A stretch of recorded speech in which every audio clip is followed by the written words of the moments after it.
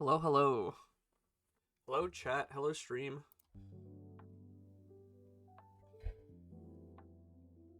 I'm gonna keep this out of the way. It keeps rubbing up against my mic. Okay. Hello, hello. We've officially started stream. Let me have a quick second just to tell the people that we are live. Let me also make sure. Okay, that's live. Sweet. That worked.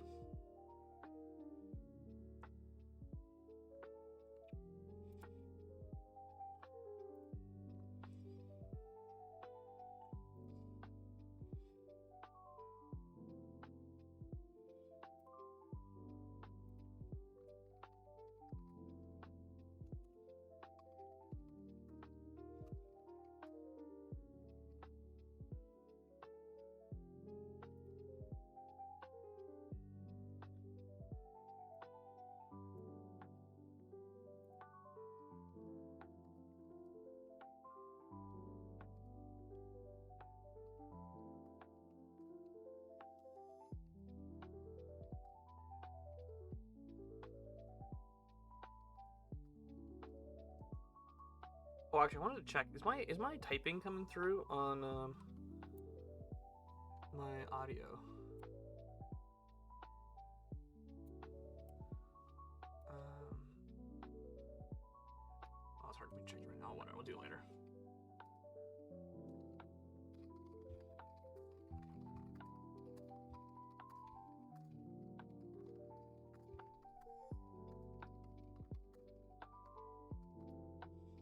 Do do do do. Copy.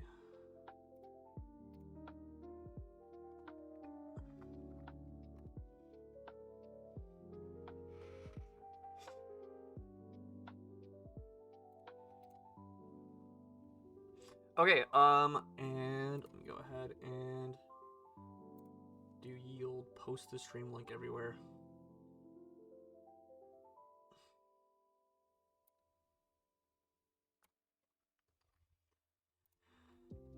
Um, that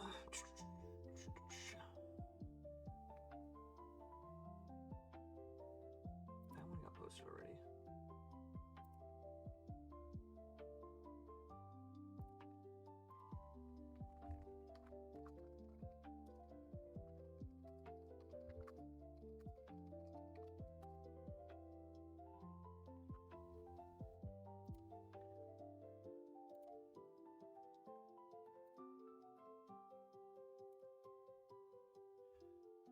Anyways, hello, hello, hello.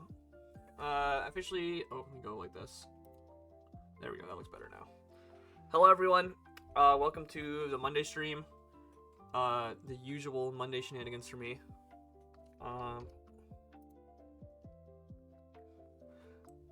And we are about to get right into the NBA replay reviews.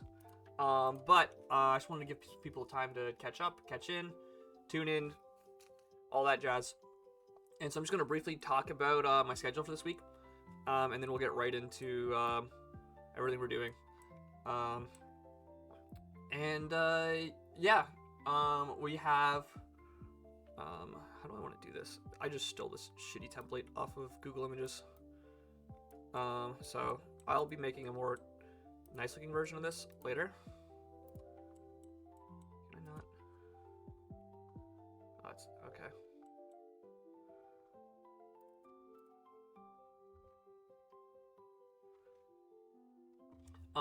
But yeah, long story short, I'm back. I didn't stream much this weekend. I was meaning to go live on Friday or Saturday or Sunday, and I didn't.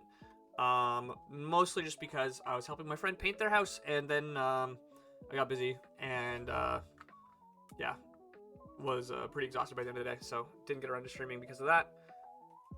So I apologize. Make sure to call me a Johnner and all those 9 yards. Where's my text? Here it is.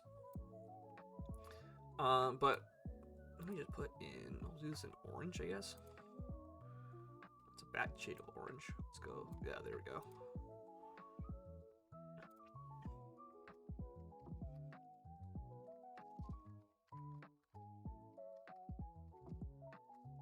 we're doing the NBA playoffs from about 5 till I think 7-ish today. I'm gonna make this a bit smaller.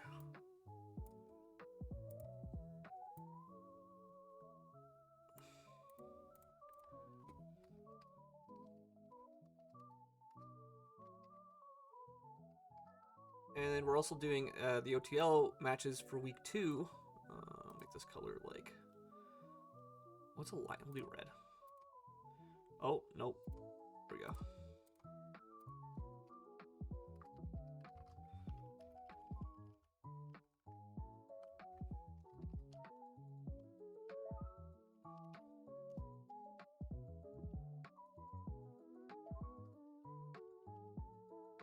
And we'll do those from about 7 till 9 or so.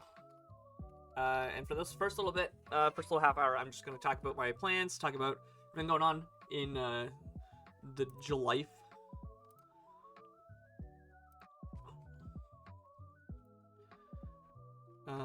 And yeah, although all that good stuff.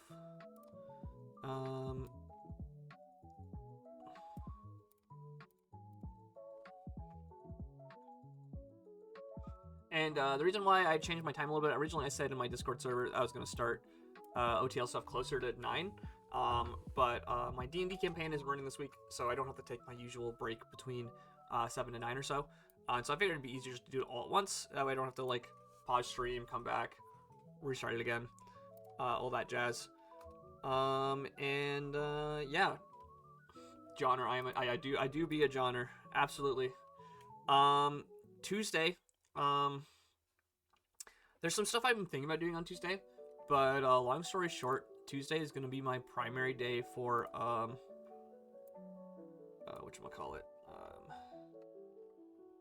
content creator.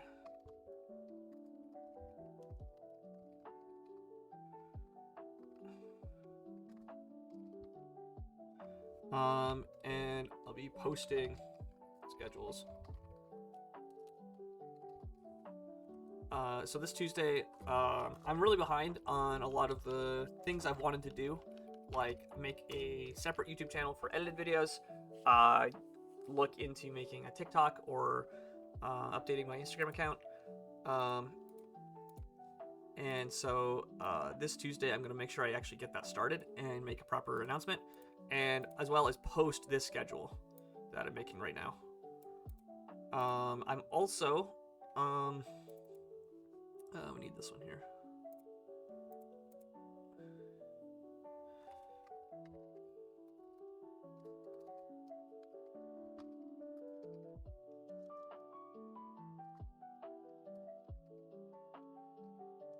I want to make this like... Oh, yeah. There also might be a late night stream on Tuesday, depending on what exactly is going on. I'm currently waiting to hear back from another content creator that I'm interested in working with, and we'll see if anything comes of that, but I will keep you guys in the loop on what exactly is going on with that. Let me make this purple, I think. I love being purple.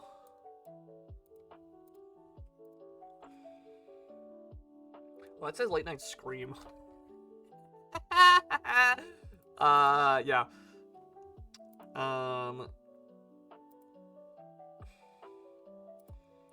So yeah, so that's what's going on with that. And then Wednesday, blah blah blah blah blah.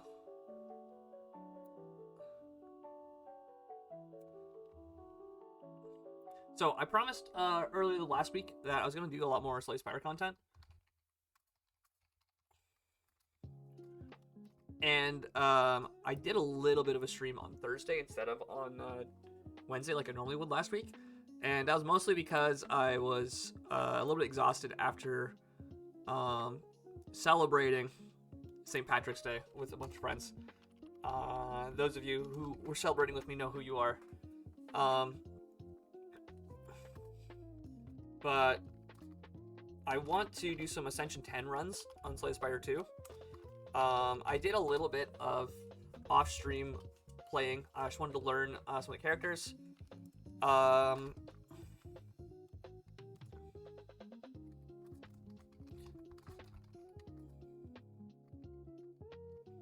And part of the reason I did that is because they announced the beta patch came out. And I wanted to play test it and make sure that it was interesting and oh shoot. Make this a bit of a darker orange.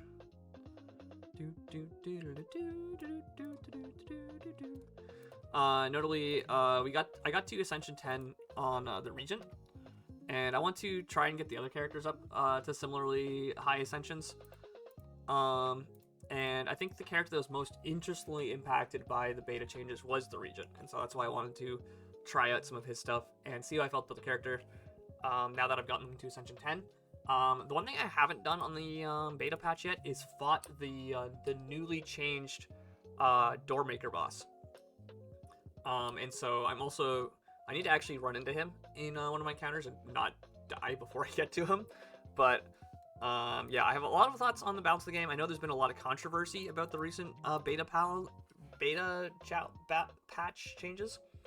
And my thought about it for all the people who have been complaining or whatever about it is that you have to opt in to use the beta. So if you don't want to try out the beta changes, don't opt into it and don't, choose to play on the other option. Yeah. Very interesting beta patches, and I generally agree with the direction they've been taking, but I know not everyone has the same sentiment, and so I wanted to take some time to get my own thoughts on that and see how I felt about it. But yeah, I've been really enjoying Slay Spire, and I just wanted to try and get myself to high Ascension off stream, trying to learn the game a bit more, so that way when I am live, I can kind of give better, well-rounded thoughts on everything going on, and yeah.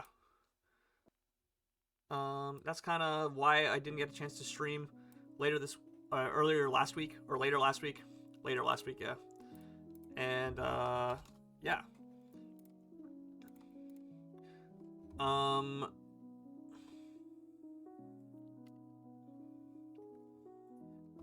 Anything I'm missing right now?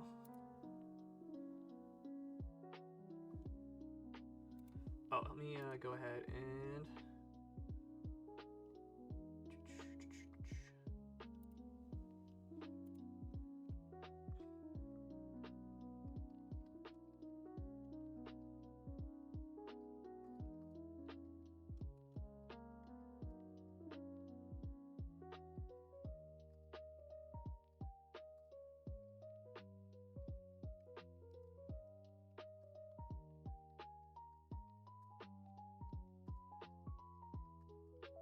one second, I'm just posting some promotion under the good faith of our amazing commissioner here in the NBA, Mr.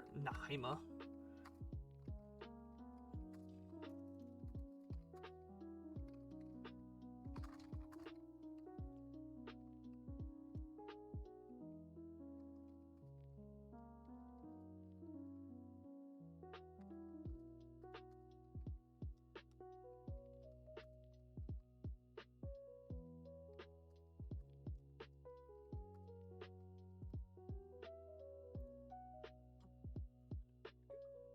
Link, blah blah blah blah blah. Doing content promotion stuff in the background.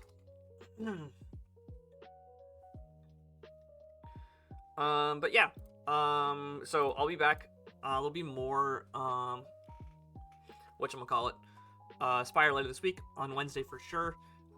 Probably also again later in the week. Like I said on Tuesday, there might be a late night stream sometime during the week.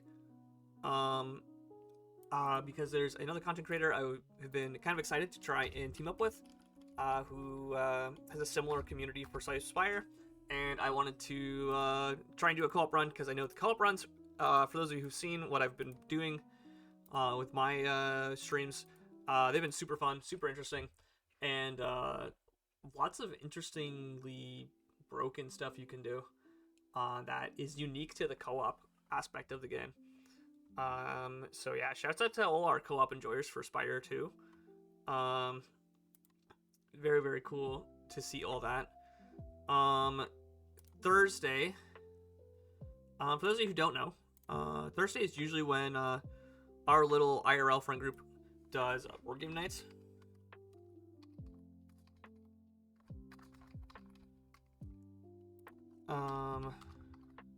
It's not really a well-kept secret. Um, which is why I'm often not able to stream on Thursdays until either later, early in the day, or later in the day. Oh, that's a very bright green. Oh, no.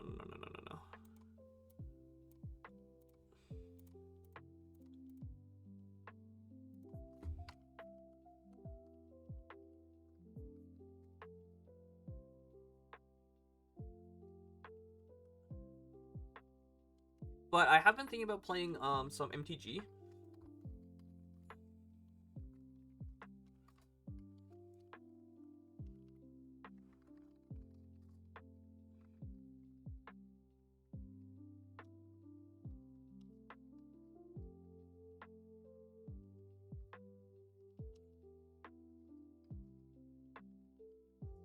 Not late.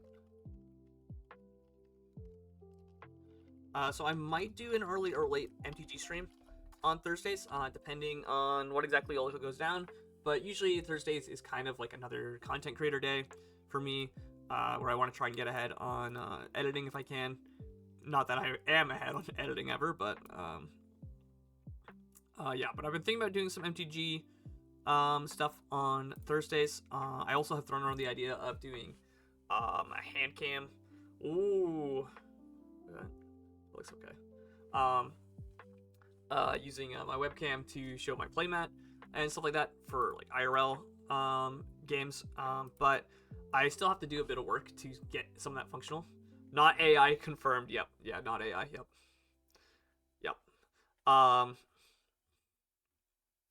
So yeah, we might do some MTGA stuff on Thursdays, depending on if there's a community for it, and how my day goes more than anything. And I do need to put a better time on this one.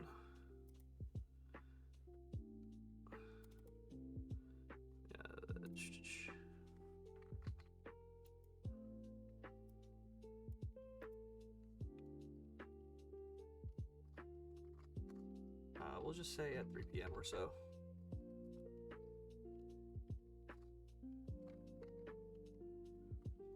Well. Hello, Lord Wes. Welcome. Right now, I'm just doing a brief stop right there. I'm doing a brief little discussion about some of my streaming plans of the week, and then starting closer to 5 o'clock, we're going to be going through the NBA playoffs, the Pokemon League NBA playoffs, not the actual basketball league. Do I have Scarlet Violet? I have played Scarlet Violet, yes.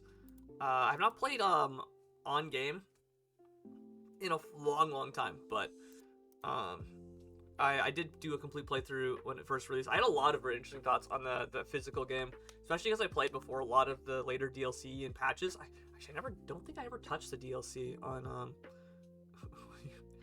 please. I can stream it again later, yeah, for sure. We will. I've definitely been meaning to play the DLC for Scarlet and Violet. I just haven't been using my Switch a lot lately. It's been kind of a like forgotten piece of tech for me. I've been ever since I got my gaming PC. It's been mostly what I use for playing games these days. But yeah, that's definitely a good idea. Put a suggestions category at the bottom here, because that's definitely something I've been meaning to do.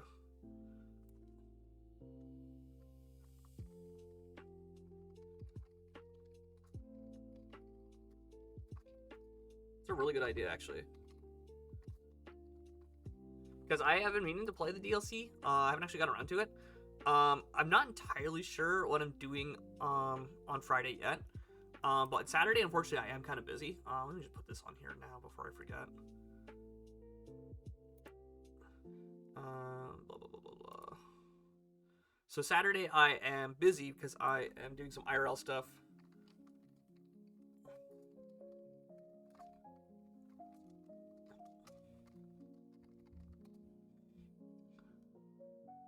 What day am I free? I might be able to do Friday. Also, nice to meet you, Lord Wes. Hello.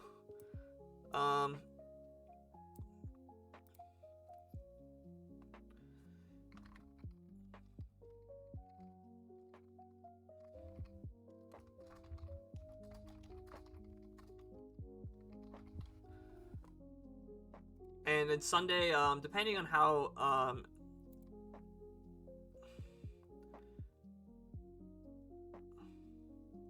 I already got plans for today, unfortunately, but I love the enthusiasm. I love the enthusiasm. Let's see. Sunday is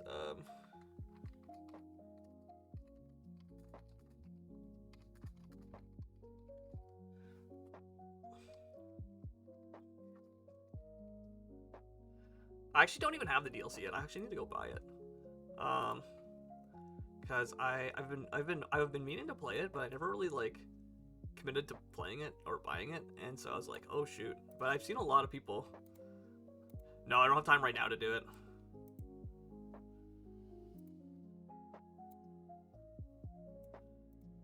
And Friday is gonna be something.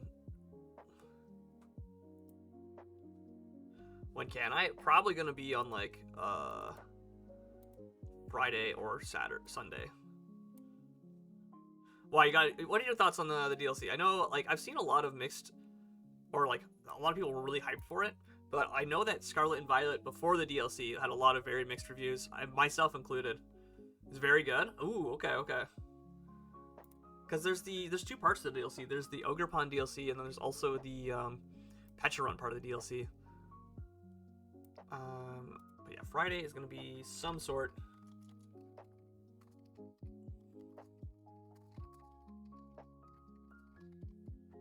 Oh.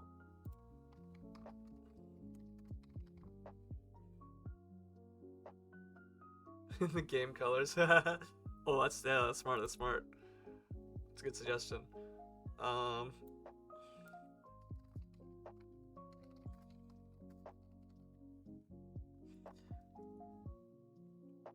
Yeah, probably be doing some sort of Slay the Spire stuff on Friday. I might actually try Scarlet Violet is a good idea. Actually, I don't hate that. But last time I played Scarlet and Violet, what happened was my favorite part of it was abusing how silly some of the game mechanics were, because I think I like intentionally went out of my way to like skip areas using like the backwards long jump and stuff. Why did this not change color?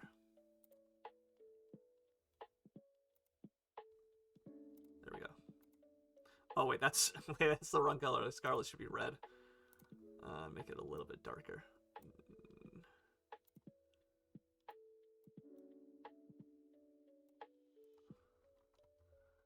I could do this much faster, yeah. Well, it doesn't have a soul, so you know what? LAI.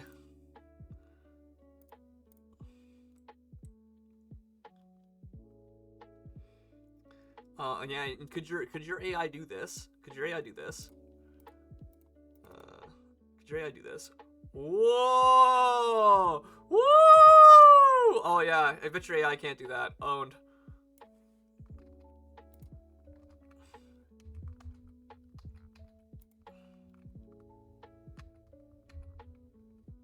Oh, I really fucked it up. 1 second. But yeah, I'm also just kind of fumbling because I'm like, just getting used to being. That's not a terrible idea. That's not a terrible idea. This one.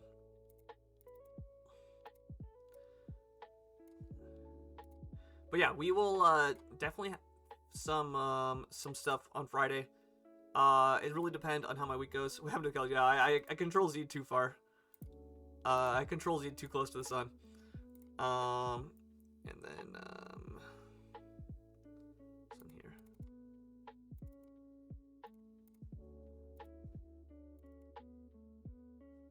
Change color this too. Like orange.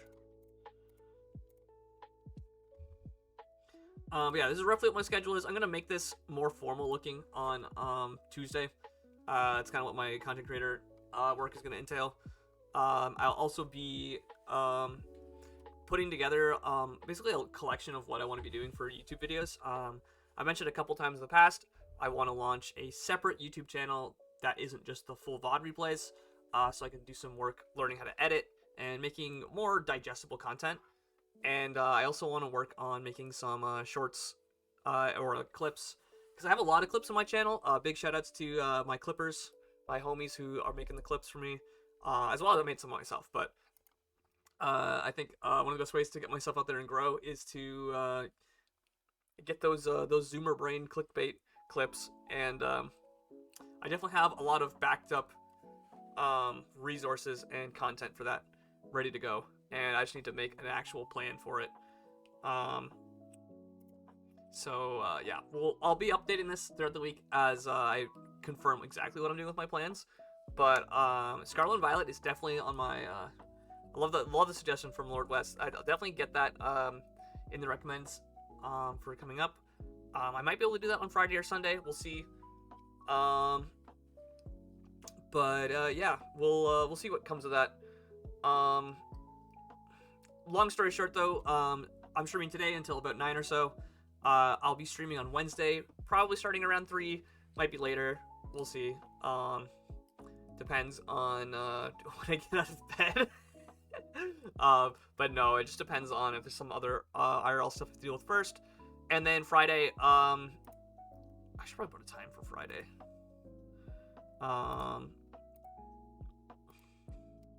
It'll probably be like 4 o'clock, 2 o'clock, 3 o'clock, somewhere in that range. Or I might also do a second stream later. We'll see. I've been thinking about doing some late night streams.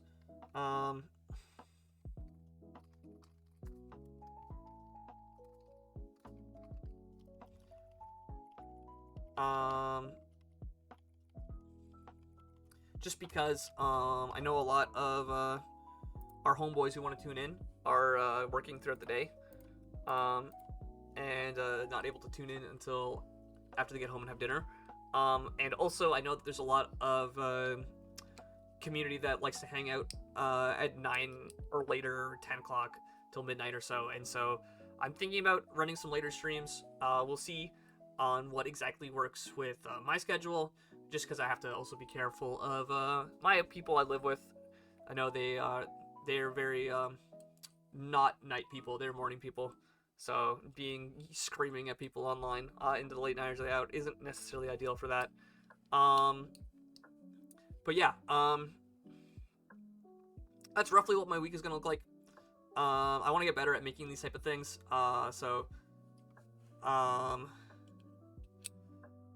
Yeah. Well, I'll get some more higher quality assets for myself. Yo, thank you, Royce, for the Prime. Hello. I hate ads. We love to see it. And by the way, if any of you also hate ads and are not using an ad blocker, like I'm assuming a lot of people are, make sure to give me that Prime, that Twitch subscription. It lets you dodge ads on my channel, and also goes almost mostly to me, so it helps support me directly. It makes it easier for me to keep doing this for people who want to see me crash out about terrible plays on stream. So yeah, definitely make sure to subscribe. Yo, Fennec. Yeah, Fennec with the big brother. You must subscribe. Literally 1984. Make sure to subscribe. Let's see. Do I have where's my little emotes? This guy. Copy image. Where's? No, that doesn't work. Copy. There we go.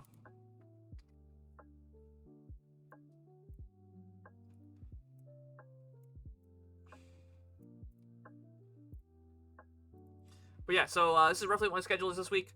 We're going to be starting the NBA playoffs review in a couple of minutes. And then later at 7 p.m. we'll be transitioning into the 1 Trillion Lions League replays. If you do have any questions about the OTL, we do have our moderators, NN Plus and Azzy. Please talk to them if you want to get invited to see what's going on in that server. And if you aren't part of the NBA, I recommend you reach out to any of the mods from that server. Mr. Nahaima is the league commissioner, and I know that Royce and Goder are also some of the mods there, and they can help you find out more about that league as well. But yeah, so that's what's happening tonight. Tomorrow, probably not going to be live. If I am, I'll be making an announcement. I'm currently waiting to hear back from another content creator about a potential collab.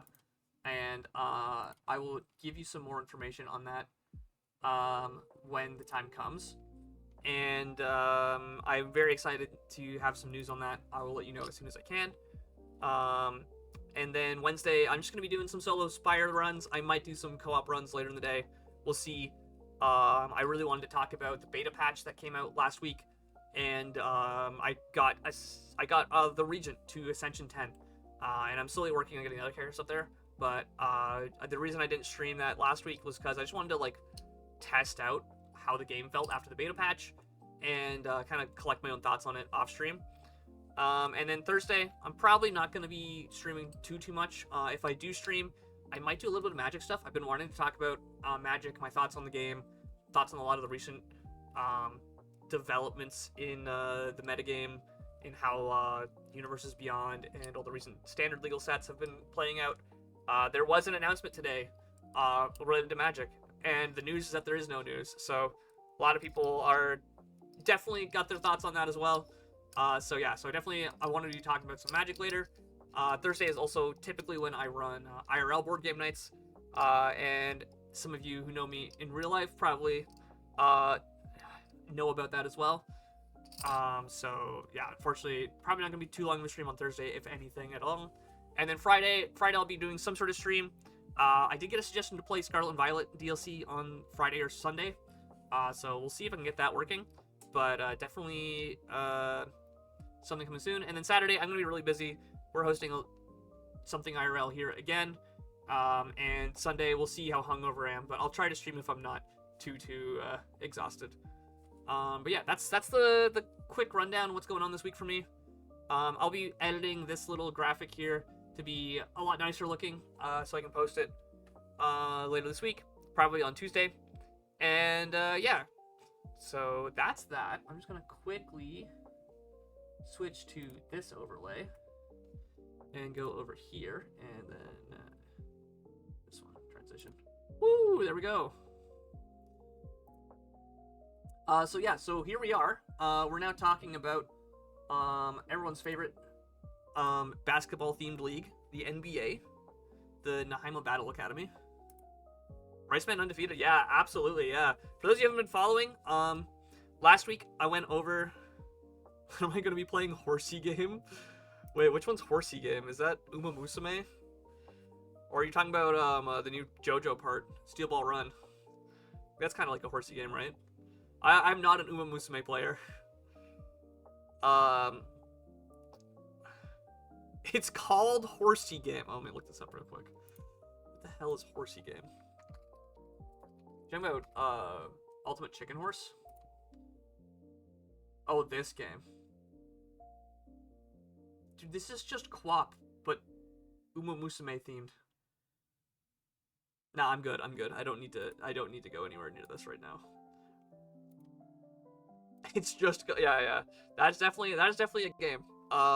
Maybe I'll look into that later. We'll see. It doesn't remind me of the good old Flash game days. That's for sure. But yeah, so the first round of playoffs just happened. I'm going to be going through each of the divisions and all the matches for the week. I'm going to try and just get through all of them pretty lightning quick. If there is anyone in chat who wants to talk about their game, let me know. I'm more than happy to do some back and forth review. So do reach out to me about that if you want to talk about your game in playoffs.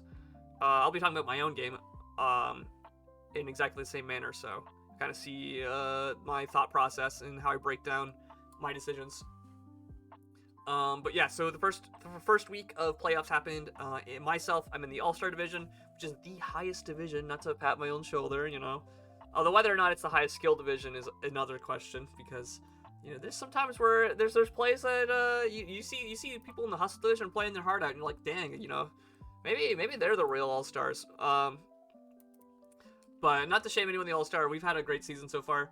Riceman did end up the season undefeated, and at the first seed, he played Afonso this week. Gensuzu with a crazy plus 20 diff at 5-3. He was my opponent this week. And then Overmat just barely coming in at third place with the diff difference between him and Gensuzu. He played Shoshin, and then Skyhops and Viaz, both 5-3 by the way, played each other for the 4th and 5th place game. So very, very close runnings. Very, very. It's crazy that Riceman was undefeated, and everyone else was very close in overall standings. Also, notably, myself and Afonso only a few diffs shy of getting taken over by Camel, Dicey, and Zap, who were, there's only a difference of 3 diff between 11th and 7th place. So, very, very scary position for both of us to qualify for playoffs here. But yeah, we have the whole first week of playoffs done. We'll be going through the other divisions in order as well. I talked briefly last week about my thoughts on the standings and how everyone did this season. Also, another undefeated player here in Hustle, Kung Fu Panda 4, with plus 25 diff and no losses this season. In the Swarm division, the second to last division, or the third highest division, lots of 7-1 players, and Fairs barely qualifying for playoffs with a negative 3 and 5 diff. Notably tying with Dave Grigger, but having the strength of schedule come in clutch to differentiate who made it into playoffs and who didn't. Very, very crazy season there.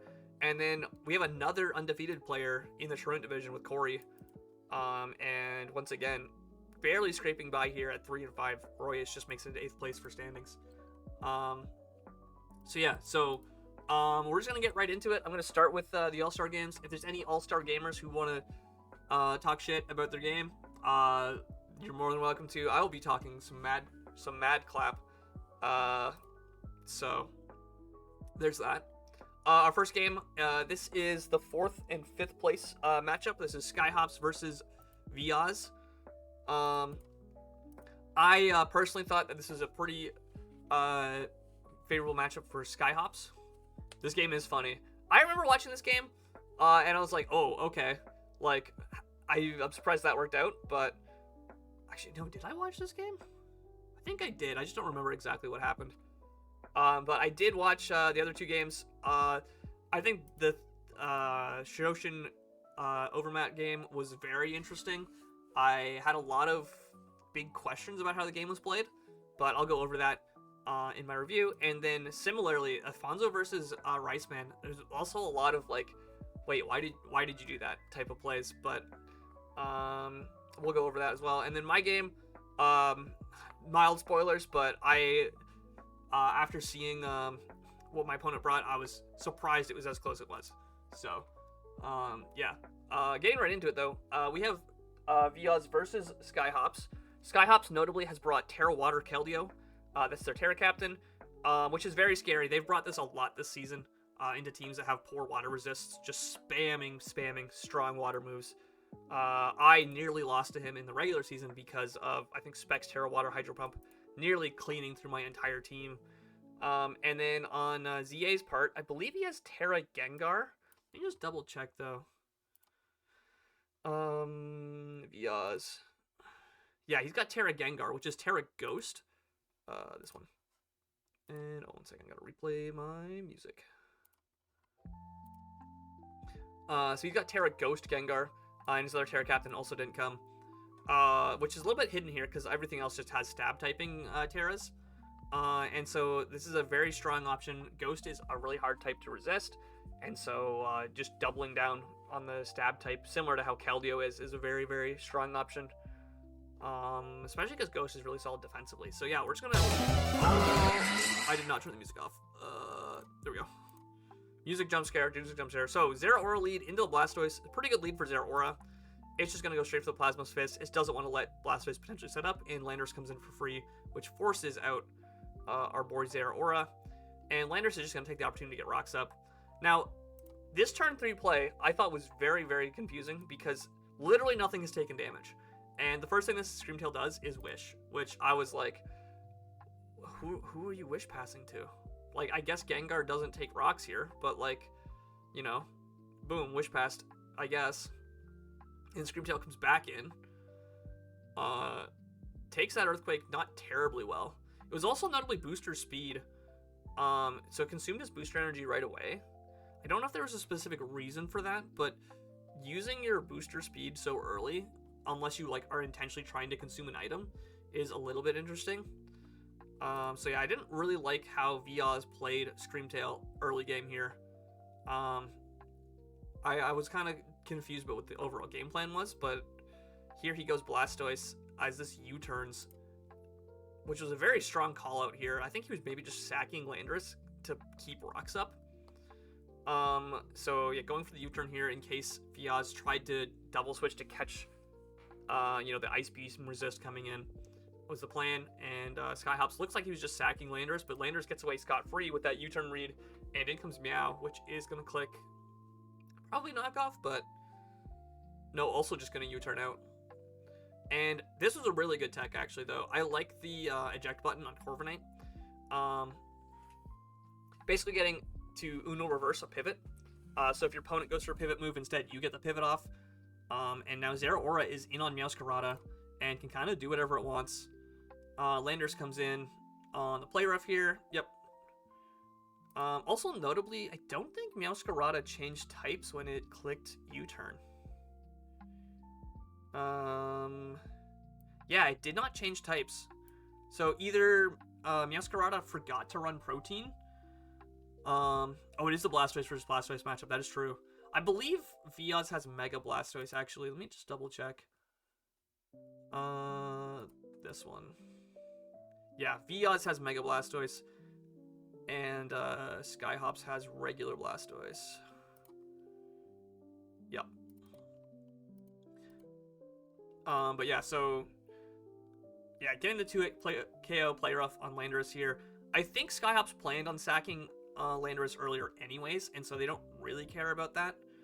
And getting the chip off on Zeraora with the Rocky Helmet is huge, taking about, after rocks, more than half its health total. So very, very strong chip on Zeraora, making sure it's easier to kill later on in the game. But yeah, Corviknight's going to come in on this Dragonite, and it's just going to DD twice in its face. This Roost kind of made sense to scout what it might go for, but getting another Dragon Dance off and revealing the Encore on Dragonite. Very, very good tech here to beat Corviknight 1v1. Because it doesn't really have a good move to click into Dragonite, like I said, for like Brave Bird. And if it clicks a defensive move like Iron Defense, Body Press, if it clicks Roost like it did here, you can just keep it in and force it to be setup fodder. And so he has to double out to Screamtail here as Dragonite Dragon dances once again. And then this Earthquake is absolutely going to kill Screamtail at plus 3 attack. I feel like if Screamtail had preserved its health or its booster energy, it might have been better off here. Because I'm pretty sure a plus 3 Earthquake might not have killed after rocks, depending on the defensive investment on Screamtail. So that like early Screamtail play kind of coming back to punish Viaz here against this Dragonite. And now he goes back to Corviknight. And this is going to click Flamethrower. Which, very, very good coverage move here. And he just does not learn his lesson. Like, he's revealed that he has Encore to punish the defensive moves, and he just goes for it again. So maybe he didn't think it had a move to hit, and was happy to PP stall it, but here it reveals the Flamethrower, and this Corviknight now gets Encored back into Iron Defense, and it is once again setup fodder for Dragonite. As, I believe, does it go for? It does go for another D-Dance here. Super free D-Dance. And then this Earthquake absolutely going to cleave through that Garchomp. Now, that Garchomp is not Mega, because it is Mega Blastoise. I feel like, depending on its defensive investment, it could have punished this Dragonite for not actually having a super effective or stab move to hit it. But it just dies. It might have been offensive Garchomp. It could also just be that this Dragonite is... adamant, or it's just that offensively invested to get that kill there. And then Viaz just forfeits. Yeah, he has nothing that can take on this Dragonite at plus 3 attack, plus 4 attack, plus 4 speed. And that's the whole game. Basically nothing revealed from Skyhops in this game. The only thing that really happened was Meowscarada clicked U-turn. It didn't reveal Protein, which might have been a mistake. But yeah, that's the game. And if you scroll down, this set is diabolical. Absolutely, yes. And yeah, that's the game. Zeraora was Muscle Band, probably for some offensive calc, just barely getting a bit of damage in. Garchomp was Rosalie Berry offensive. Yeah, that's why that Earthquake definitely killed it. I feel like if it was Fizz Def Garchomp, it could have maybe lived that, but If Garchomp is good offensively into the matchup, it makes sense. They also were very greedy on their speed creep. They did not respect the max speed Landorus. So let's see. Did Skyhops run? Dragonite was Soft Sand. Oh, okay. That's why that Earthquake did so much. Soft Sand to damage boost that Earthquake. Landorus was full Fizz Def. Okay, so not punished on the greedy speed creep on Garchomp.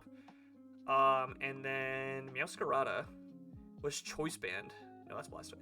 Wait. This Blastoise was Choice Band? Wait, what? Was this just to, like, revenge kill Zeraora or Garchomp? That's a crazy set. Choice Band, Blastoise, not even Mega. Or I guess not. It can't be Mega with Choice Band, but very, very cool. Silly Blastoise set. Scaldeo was Choice Scarf, Terra Water. Makes sense with the Hydro Pump. I also had Terra Blast. What? Did he change his Terra type, like, last minute? I feel like you just run Scald over Terra Blast, but maybe he forgot. Changed something last minute. And notably, Meowscarada was not the right ability. I think he might have forgotten this. But yeah, Overgrow Meowscarada. Maybe it was intentional, just for the grass move damage, but I doubt it. Excuse me. But yeah, Soft Sand Dragonite definitely coming in clutch there to get the kill on Garchomp. And the Encore tech completely destroying Corviknight. It's also a lonely nature. I think that's minus Spadef.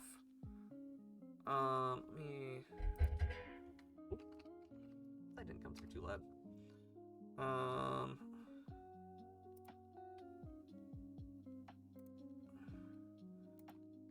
Dragonite.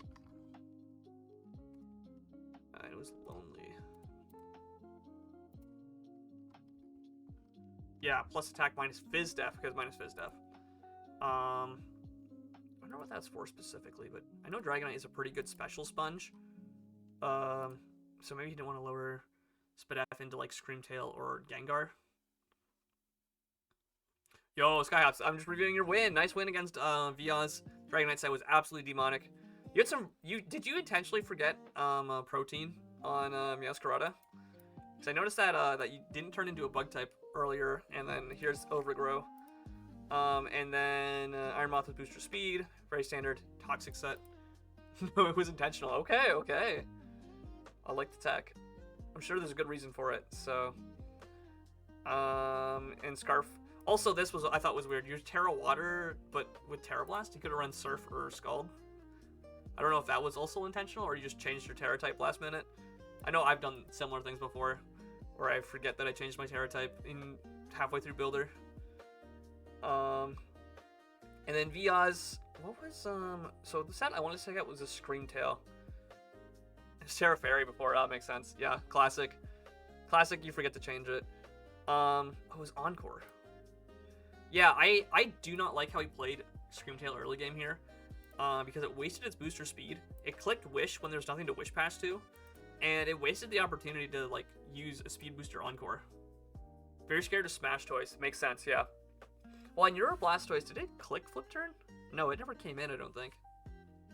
Or if it... No, it switched out turn 1 against the Zeraora. Yeah, that makes sense. I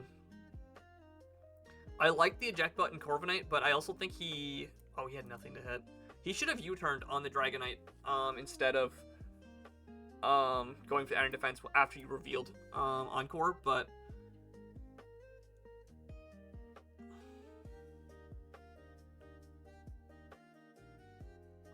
Yeah, he was making very scared plays. That makes sense. But yeah, the Iron Defense here, after revealing Encore, was definitely a misplay. Probably should have U-turned to break Multiscale, but I think at that point the game might have already been over, just because Dragonite was already at +3/+3. And then Gengar was Choice Scarf, Terra Ghost Shadow Ball, Terra Ghost Ball. Oh, Choice Scarf Encore, double Encore, plus the Encore and Skyhops. Lots of Encore brought this game. And then this was just 3 attacks Rocks Garchomp. I'm surprised he didn't lead this Garchomp, but maybe he was scared of Keldeo lead. But yeah, very, very textbook win by Skyhops there. Just bringing the right 4 moves on Dragonite. This is why Dragonite is one of those Pokemon that you can never sleep on. It's got It's got the combination of every dangerous setup opportunity and every Gen 1 utility move you could possibly want. And Skyhops identified the right set. Yeah, D-Knight. Yeah, I've actually been meaning to draft D-Knight for a while. I never got around to it, so it's definitely on my like short list of Pokemon I want to try out and draft for. Because I feel like I would be really good with it, but I also say that about a lot of mons and then end up losing first round playoffs. So, but yeah, very very cool set. This is your first season using it too. Yeah. Oh, you haven't used Meowth's Keld? I guess I have to look at your other teams, but I could have imagined you kind of drafted a similar team concept before, but I could be wrong. But yeah, very, very textbook win. Via's playing very scared. Wasting their Screamtail tech early, I think, was really detrimental to their overall game plan here. I think that if I go back to the first turn, like, you know, Zero Aura comes in comes Lando, and then Plasma Flists, you know, you play very safe by not letting Blastoises in, and those Landers punch you, and then you go Screamtail immediately, which, since he had Ice Beam, made sense, but, like, you know, letting the, like, wasting your booster speed when you need this for other stuff. Also, not encoring this. If you had the Encore, why didn't you Encore the Landorus into rocks? Right? Like, if you think it's going to U-turn, I guess it doesn't really accomplish anything because you just do this next turn anyways, but it prevents the chip damage you take here. Yeah, I think knowing that he had Encore here, that was a very... I don't know why he clicked Wish. I think that was a very... not proactive play. Very non-proactive play to make. So here Gengar comes in on the double out. I don't know why you doubled here, but I also respect it.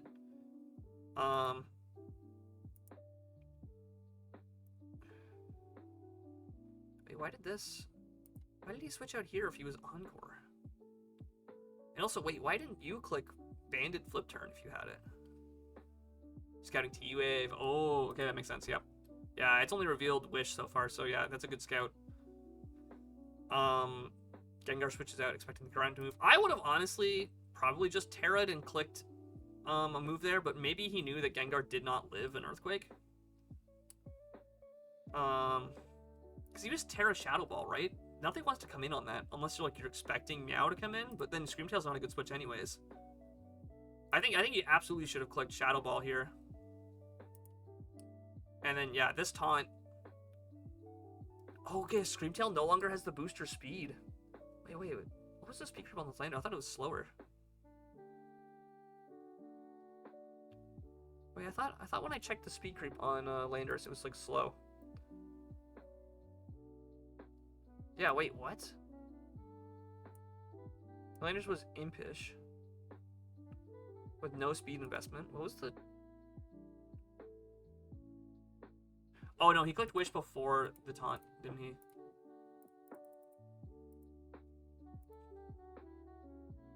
This comes in. He Earthquakes. This Wishes, and then he taunts. Oh, yeah, no, I just got my orders wrong. Yeah. Landorus is slower. Ice Beam comes out. Yeah. So this was another play that I thought was very, very smart on Skyhop's end. I guess maybe he didn't want to risk killing this and then having Blastoise come in and be able to set up because you can't do your status moves. So yeah, this makes sense that you go for the U-turn, like willing to sack the Landorus, and he is like, oh, I can't kill this and then let him have a free switch while I'm still taunted. So that's why he goes Blastoise here, and gets the U-turn off, and then Meowscarada just has to come in for free, and yeah, exactly. So I understand that a little bit more if you're playing around the Blastoise setup. But I just thought that it was a very scared way of playing. I did really like this eject button Corviknight set here. That was really smart to Meow. But then, yeah, Landorus comes in. This chip with the Rocky Helmet, once again, sacking Landorus like you were earlier. You don't care if it dies because you've already risked it in front of the Ice Beam there, and now you just get a free switch into Dragonite, and then... Yeah, the Encore Dragonite absolutely is what won you this game. Brilliant set. So very, very deserved win. And I do think Viaz could have played a lot better. But I kind of understand some of the lines if you were that terrified of Shell Smash Blastoise. So Yeah, can kind of see the reasoning there, but I don't know. I don't really agree with a lot of the plays here. So, and yeah, very, very good performance by Skyhops. Definitely one of my favorites to win the playoffs based on that performance. But there's still more games to watch. And the next game is Shoshin versus Matt versus Isaiah for President over Matt here. And this game is a very standard Matt game, I'll have to say, because we have a turn one lead. Okay, totally fine lead for both players here. I think Clefable just gets rocks up.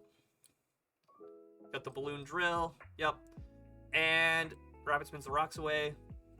And in classic Matt fashion, immediately misses the Focus Blast. I don't know if this had Babiri Berry. So it did not respect the Iron Head, so it probably had some tech for it.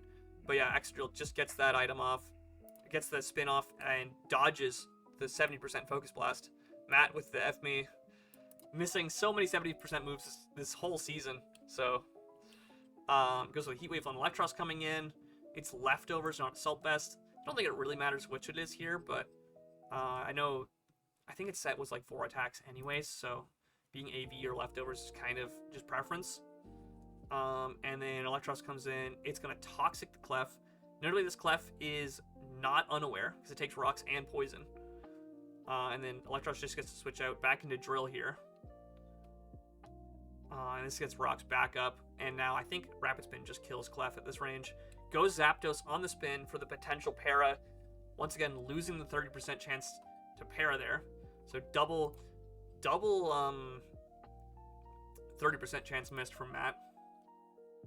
Shimmer's unaware, it's unaware. Yeah, I know it's unaware, but like...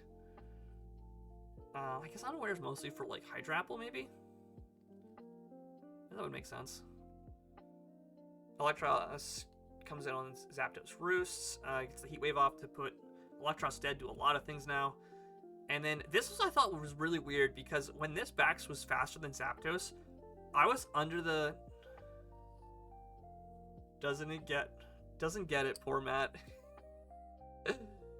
Unaware Matt, yep. But yeah, I thought this was really weird because when I saw that Baxcalibur went first with Icicle Spear, I assumed it was Scarf because normally Matt is pretty safe on their Zapdos speed creeps. I know he's particularly greedy at times, but I know in my game he was smart enough to outspeed my Adamant Rillaboom, and so I figured that, you know, the Zapdos was like offensively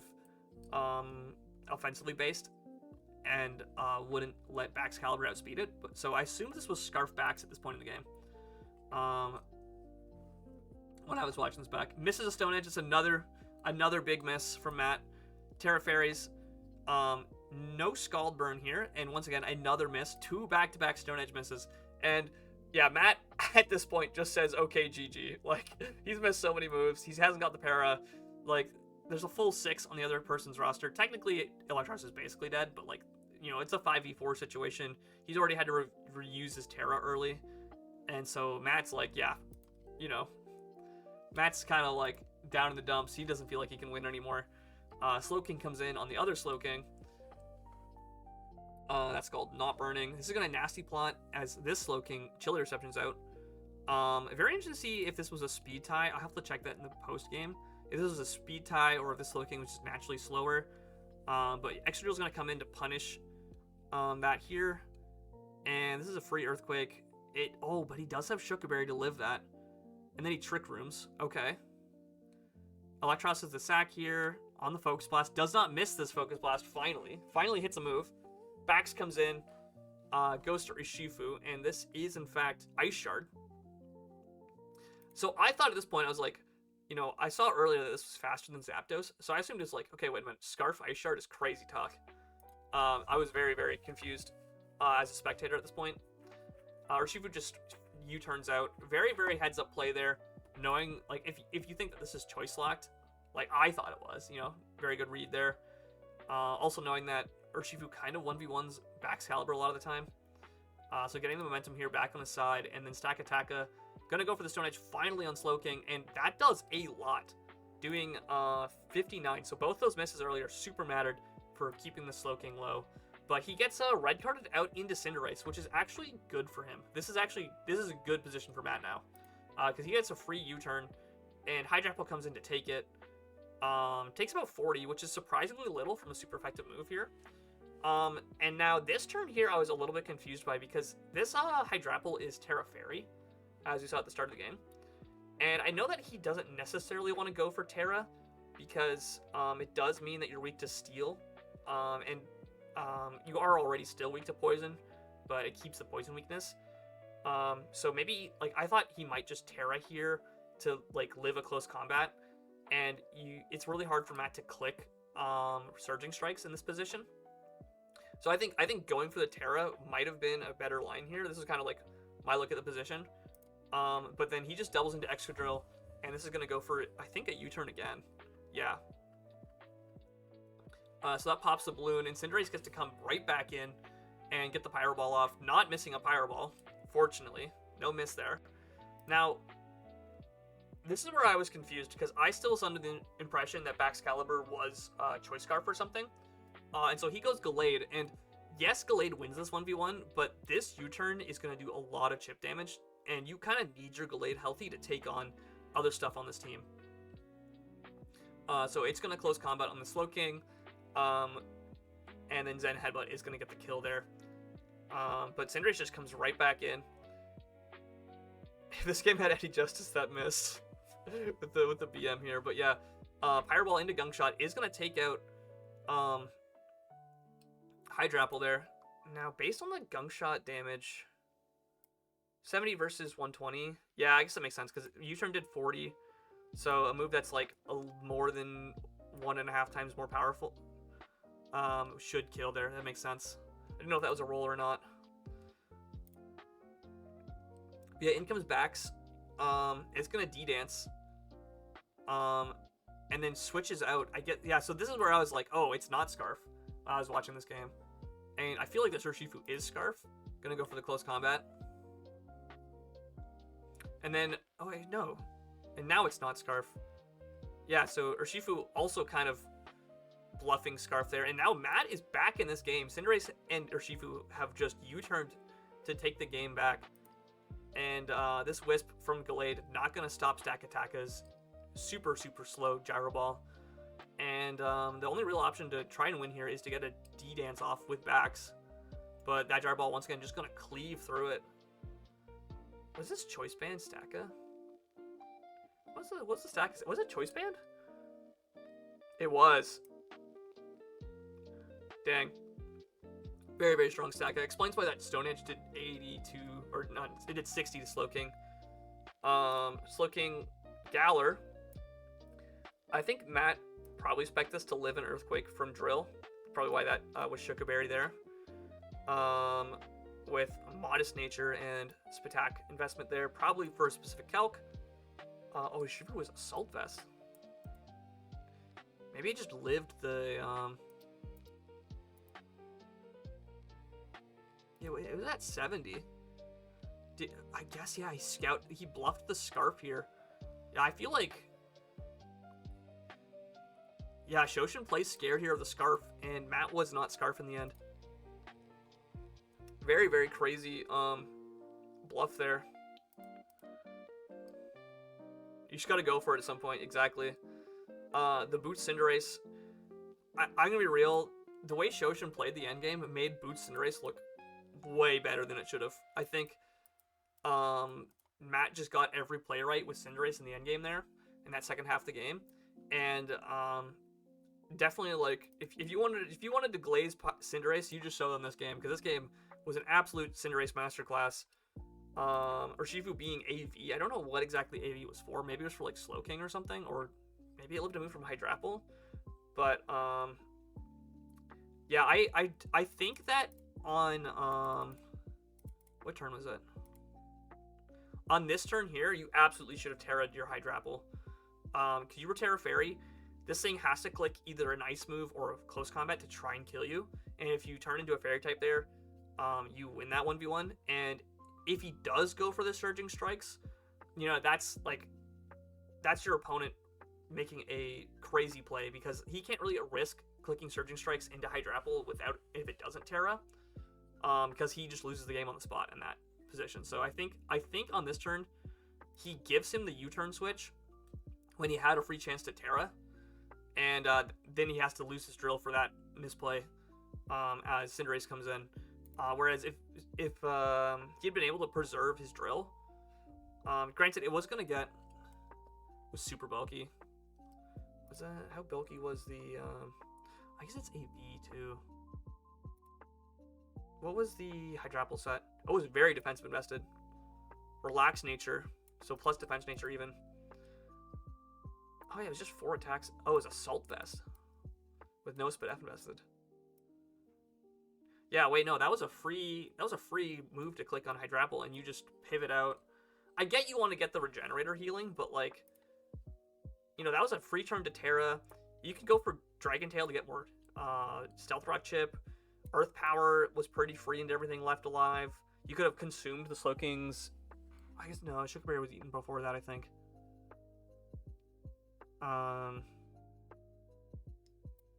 Yeah, I don't know. You had a lot of buttons you could have clicked there. There was no real Dragon resist. I know this Terra Fairy, didn't it? Although even if this comes in, you just get to click a special move on it.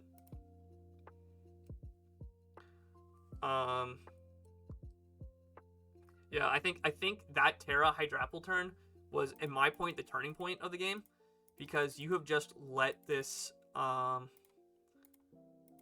This is the whole Trick Room shenanigans. Yeah, it was this turn.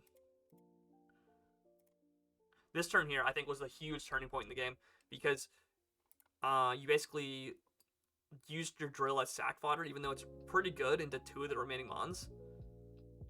Granted, these 2 are almost already dead, but you know, you give away a sack here for nothing, and then Glade comes in, and the Cinderace doesn't really even care. It just U-turns out. And Slowking is a pretty obvious sack here, and then from there, the game just kind of runs away from Shoshin. He goes to Hydrapple and the Pyro Ball, and then it gets Gunk Shotted, and he misses an opportunity to set up with Bax. I think a +1 Glaive Rush would have killed this. It didn't have Glaive Rush. Or was it? I think a +1 Glaive Rush might have killed Urshifu at 70, but I know it's very physically bulky, so maybe not. But I think, yeah, it had like very little defense. It had a lot of HP though, so maybe. We'll see. What was the spread on the backs? It was Adamant max attack with Boots. Boots never got revealed because of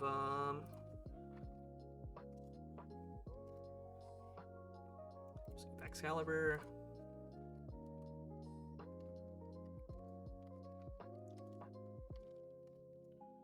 Versus Urshifu.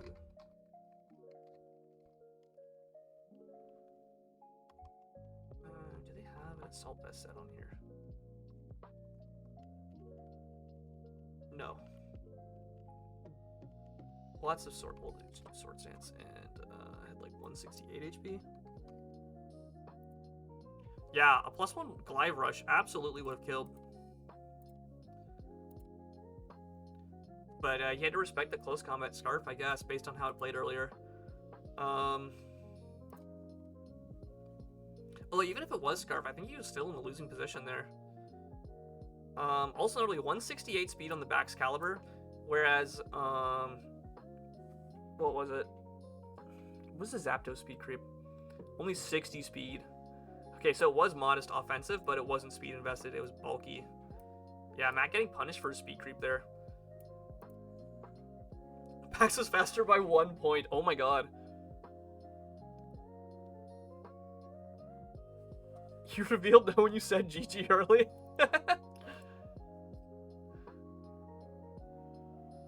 Why did Slowking take 70? Why did he... Okay, he thought they were speed ties, but I think it was 1 point difference. That's really good call on Shoshin, but unfortunately he just did not play the end game to win there. In Matt, this is something I've thought of, like I've said before, or at least thought to myself before, but nothing is like more dangerous than a player who thinks they've already lost and is like just playing to their outs. Like when a player thinks they have no way to win but plays to their outs, there's a very scary position to be up against. And Shoshin did not respect that Matt thought he already lost and was playing to every out he thought he had, and he gave Matt all the outs he needed to win the game. Because, you know, if you look at this game on, I think it was like turn 10 or so. Like, if you look at this game on turn 10, right? Or I guess turn 11. But Clefable is gone. Zapdos is in against the backs, and this Icicle Spear just completely destroys the Zapdos. I think that Ice Shard might have just killed. So if he could have just clicked Ice Shard instead, but the faith in his own speed creep and the speed creep matchup here, like if you look at this game on turn 11 here, I would assume that Shoshin has already won. And then Slowking comes in, and to rub the salt in the wound, this thing misses 2 Stone Edges on Slowking, which, as we see later on, that mattered a lot. This was Banded Stone Edge. So big misses there. Doesn't want to risk getting burned. He goes in his own Slowking. And like, Shoshin does a really good job of playing around this whole Trick Room. He basically just sacks his low health Electros, which has done its job in like chipping down the Zapdos. Right? And then, basically wastes all the Trick Room turns here. Matt does scout for the Ice Shard, very intelligently. Now, I'm gonna be real. Based on the Zapdos situation here, I would have guessed that this was Scarf. As a spectator, I guess Matt knew that, like, oh, my Zapdos creep was too greedy, and I got punished for it. So maybe he didn't think it was Scarf. But yeah, and then this is the other thing I also thought was interesting was on this turn, there's Snow up. I think Bax lives a close combat because of Snow. Yeah, in the Snow, this also had like 80-ish HP, I think. Right, this close combat, if he had calced, even from Adamant, the only way this close combat kills if it's like Choice Band or Life Orb, which, to be fair, are pretty common items on Urshifu Rapid, but I think Shoshin had an opportunity to say, okay, I'm going to force you to reveal your Urshifu set because I can stay in here, and you know, you're under a lot of pressure. Yeah, because maybe he's still bluffing Scarf here even, but Scarf Ice Shard was definitely interesting. This U-turn comes in. Yeah, because if he had stayed on the backs on that U-turn would have done nothing. And maybe sure he goes stack attack on the Glaive Rush, but you know, then you have like, you know, the ability to predict around it. So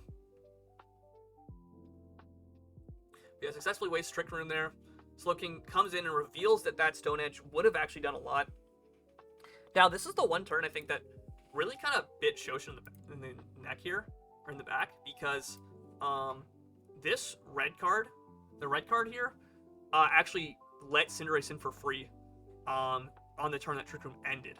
So normally, you know, if he had been in against Stacka and, you know, Trick Room ended and now Slowking is faster again, he can get off a Scald, like he can, you know, do a regular move and be faster. Whereas now he's forced in a position where he's now lost Switch Initiative. And then in comes Cinderace with the U-turn. Pretty safe U-turn there because he's Bug Weak. He does go Bug Weak into Bug Weak, which is something I constantly harp on being careful about. But, yeah, and then this Urshifu just U-turns. He's playing into the, like, Matt is getting all the momentum he needs to take this game back. And I also think that this U-turn turn, this was a free tear on Hydrapple, right? Especially because you were Fizz-Def invested. You've seen the damage from U-turn, so you know it's probably, you know it's not banded. So maybe he didn't calc that damage earlier, but you should know that Hydrapple probably lives the Surging Strikes. Let's see. This was like not quite this much defense. It was like 150-ish or something like that. And if you Terra Fairy, you live a Surging Strikes.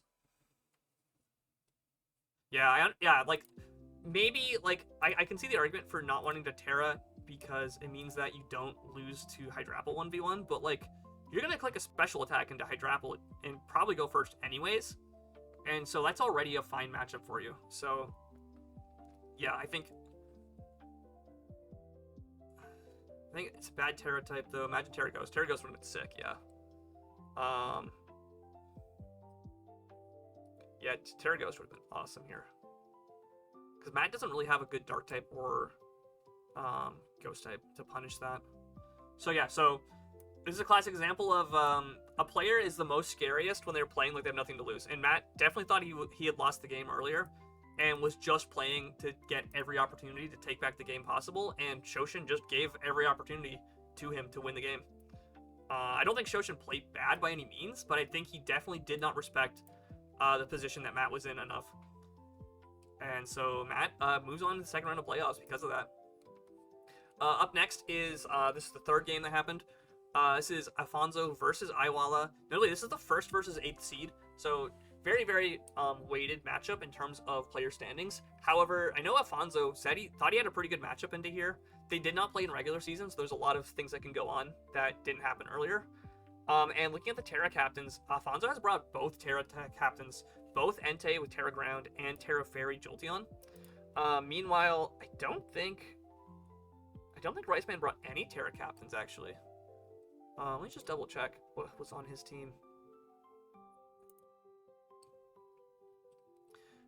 The GG, yeah, it came out as BM. I know Matt, I was talking about this later, but he said he legitimately thought he lost. Like, and I was like, you know, even if you think you've lost, there's one of two routes. Either you early GG and it is GG, and like, you know, you're just being defeatist and not playing to your outs, or you early GG and it's not GG and now it looks BM. And so either way, it's kind of like not ideal manners. Oh, sorry, no. Riceman did bring a Terra captain. He brought Terra Poison Regidrago. I missed that. Regidrago being his other Terra captain. He used to get the Celt out. Yeah, at the end of the day, like, here in NBA, we operate on the mindset of, you know, if you yap in chat, you know, you can yap as much as you want. You just gotta play the game at the end of the day. And so, you know, you gotta ignore the chat messages and still play the game anyways. So, and we're infamous for our levels of yap around here. And if you know you let something like a early GG tilt you, you know, that's part of the game we play at the end of the day. So, yeah, Matt powering through that game though and still taking out the W was very, very impressive. And honestly, I think as much as I harp on Matt, that game I think was a really good example of why he continues to do so well in the All-Star division. But anyways, I don't want to waste too much more time. We are already like 45 minutes in. We've only done like two replays. Up next is Alfonso versus Riceman. Aiwala with the Miku avatar, by the way. Awesome avatar for Riceman here. Yeah, 2 Terra types from Alfonso, and we have the Terra Poison Regidrago from... Sorry about the music jump scare again. So yeah, Tapu Lele lead against Jolteon. I know. Jump scare. Tapu Lele reveals that it's a light screen set, or dual screen set. Sets reflect right away. Scizor comes in and knocks off the light clay, and then he switches out.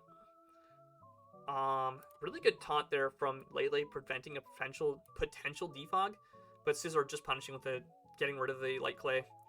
And then you turning on the Great Tusk as Jolteon comes in. This Jolteon does reveal its Flame Orb, which activates Quick Feet. I don't think Riceman has a electric type, so he doesn't have an electric immune. Or sorry, no, he does have a Raikou. He does have an electric type. So yeah, not needing Volt Absorb for the Raikou, I guess. Well, maybe Raikou was just bad in this matchup. But yeah, not being Volt Absorb, kind of disrespecting the Raikou. But I guess it makes sense when you have, when you have Terra Ground Entei to cover for that. But yeah, just gonna go straight for the Terra Fairy Alluring Voice, trying to catch that Great Tusk as it wastes its booster speed.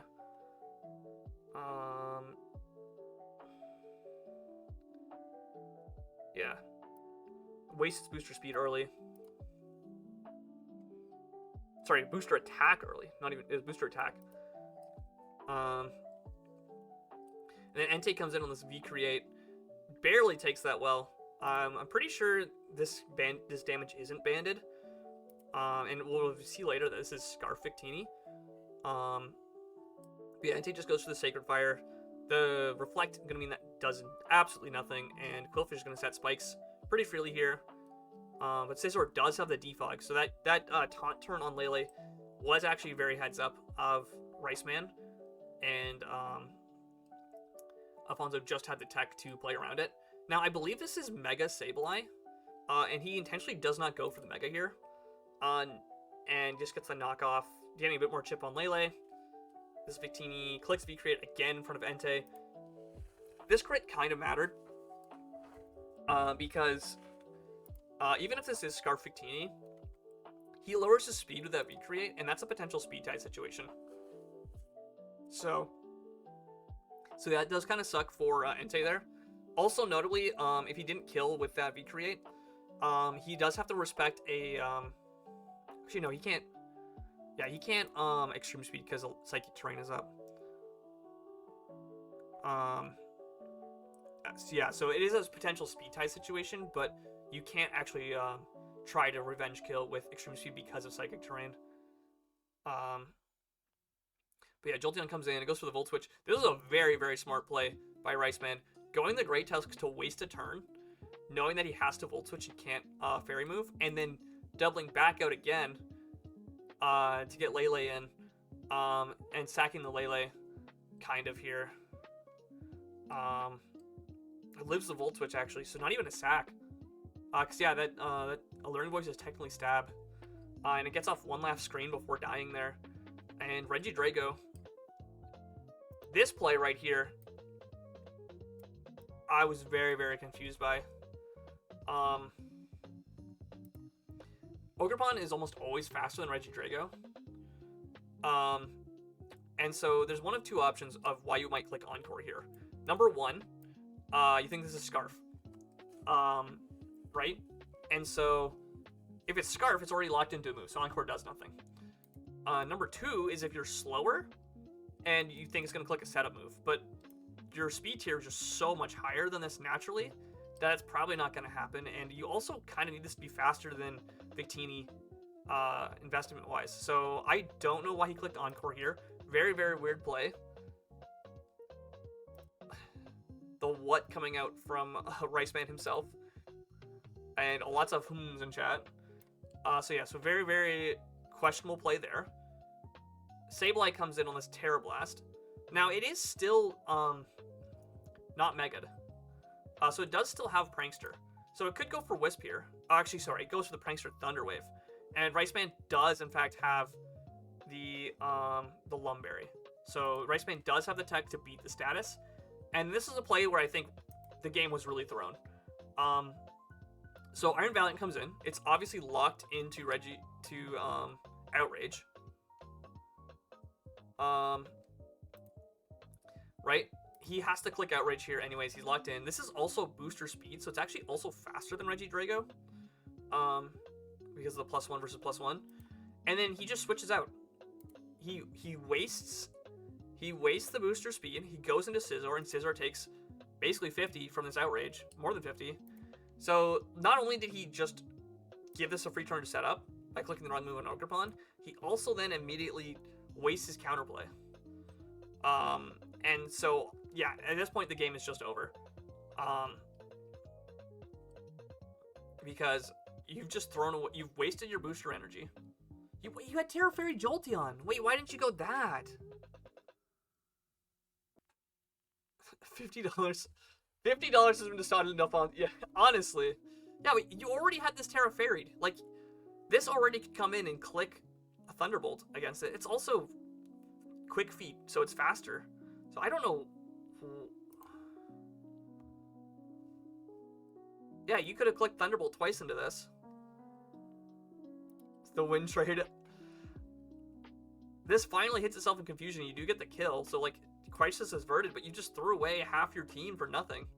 And this does reveal Scarf. Now, I did the head calcs on this. So this U-turn is 140 base power. And if you click V-Create, it's like 180 times 1.5, which probably kills. So This U-turn was a scout, but I'm pretty sure that V-Create would have just killed this. Because it's 140 versus 270 base power. Which is very interesting. But playing safe, getting the Scarf U-turn in first, going into the pivot here, getting the Intimidate off. Notably, a crit here probably would have killed, but I don't think it matters because this Quillfish is just sack. And then Iron Valiant comes in, gets the Spirit Break off. And Victini comes in and Scarf V-Create. That's the game. So yeah, so Alfonso, I don't know if he said much in postgame about this, but he was just like, yeah, I choked. And, you know, he already had this fairy. It was already, he had 2 different dragon immunes. The Entei dying early did suck. It was also potential speed tie if he didn't get crit. And he could have Terra Ground, Stomping Tantrum the Victini to punish it. Sableye was full Fizz Def.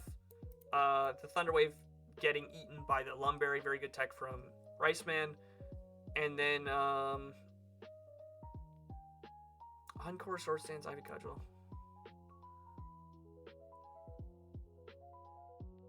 I mean, wait, why he was mono Ivy Cudgel? Did he not need... Was there, like, was the water resist that bad on Riceman's team? There's an Apollyon. And a Sinistra. What was this set? I don't know what this Ogerpon was doing. I'm gonna be so for real with you. An Iron Valiant, boost energy speed, 3 attack, Sword Stance. Like, this could have Sword Stanced in front of the Regidrago, maybe. Maybe not, actually, but... No, I guess you just knock off and then... But you could have gotten attack off with Iron Valiant. And then after its Outrage ends, you switch out to Scizor on the Poison move. And now Scizor, like, you had a lot of ways to play around that. This was full Spadef. Scizor makes sense as a Lele check. The Defog coming in clutch there as a way to punish Psychic Terrain as well as screens. So this was Flame Orb, Modest. It had Calm Mind even. Yeah. Quillfish was Adamant. Okay, I thought this was actually defensive, but I just take that little because of Violate and Intimidate. Regidrago being Lumberry and Adamant. Celesteela, Autotomize, Adamant with Flame Charge. Okay. And Flying Gem Acrobatics. Very, very dangerous burst option there. Scarf Victini with a very greedy speed creep, actually. Never actually clicked Glaciate, but definitely having that in the back. Good option there. The Great Tusk was booster energy. It didn't really need the booster attack, I think, for most things on this team. Might have helped against, like, Sableye, for example. But, like, you have to respect a Wisp from Sableye there, so it makes sense there. And then Light Clay, full Spadef Lele. With the taunt tech as well. AV, yeah, actually AV Tusk might have been good, but maybe he knew he needed the booster attack for something like Sableye. So yeah, so very, very, very confusing game. I don't know if Alfonso just wasn't thinking straight, or if he did in fact have the e-transfer to his account from Riceman. You know, it might be some shady dealings going on. You never know. You never know. There's some shady players in the All-Stars, you know. I'm just saying, you know. We saw last week Zap was requesting the e-transfer for the free win against me, and I did not give in to temptation. So, yeah. With that said, this is the final match of the All-Star playoffs. It's me versus Gensuzu. And notably, this matchup looked very good for me. I was talking shit about it last week on stream. Because Gensuzu's team is extremely reliant on electric terrain, and I have my own terrain, as well as a Zygarde, which kind of eats through his entire team, seeing as he doesn't really have a 1,000 yards resist. But, as we'll see, I think Gensuzu basically out-prepped me from the get-go. I say a lot of things. This is my season to throw a note already. I also accidentally privated this game because I was playing scrims earlier. That's on me. Is it really a throw if you were never in a position to win? Damn. Azzy with the owns there. But yeah, so this Ogerpon, I have a good lead matchup into it, Magmortar into Ogerpon, but it is just Spike Stacks Ogerpon, and I did not bring any removal on this build. And so these spikes are just here to stay. And so from turn 1, I was already like, okay, wait a minute. I have kind of maybe been out-prepped because I didn't think to bring any removal. Granted, my removal options are Hitmonlee and a Skarmory, which are both pretty... Skarmory is pretty bad into electric terrain and Ogerpon. And Hitmonlee, I'm trying to use a terrain sweeper, so it also can't really fit Rapid Spin. So yeah, and then this Ogerpon has Synthesis too, so it can just get up all the spikes and stay healthy in front of my Magmortar here.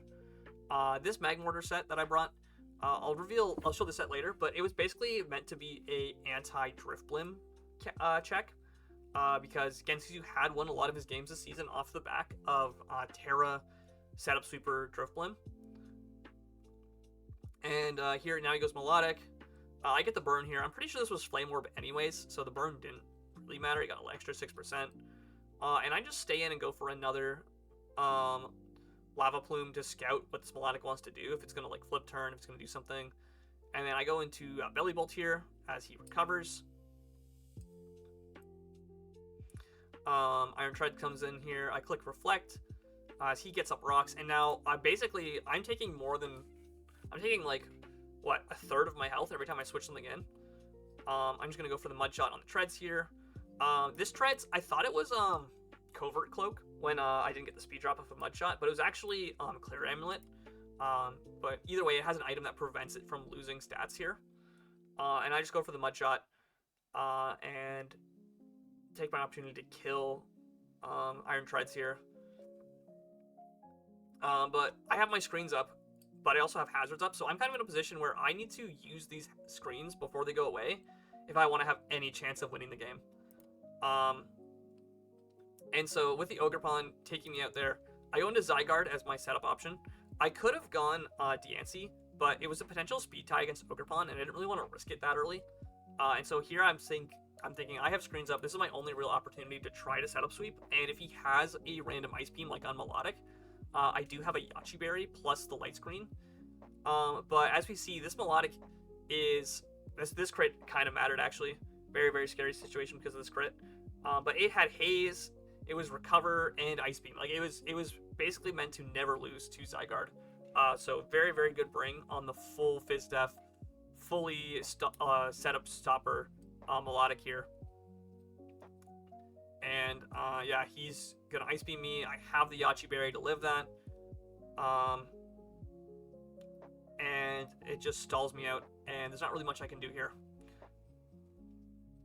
So yeah, so my attempts to try to fish for a crit or something to keep this low don't work out, and Zygarde, unfortunately, my screens are gone, my Zygarde is dead, and I'm not in a great position. So then I go into Diancie here.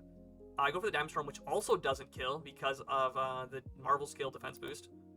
And it goes for the Scald and just kills me.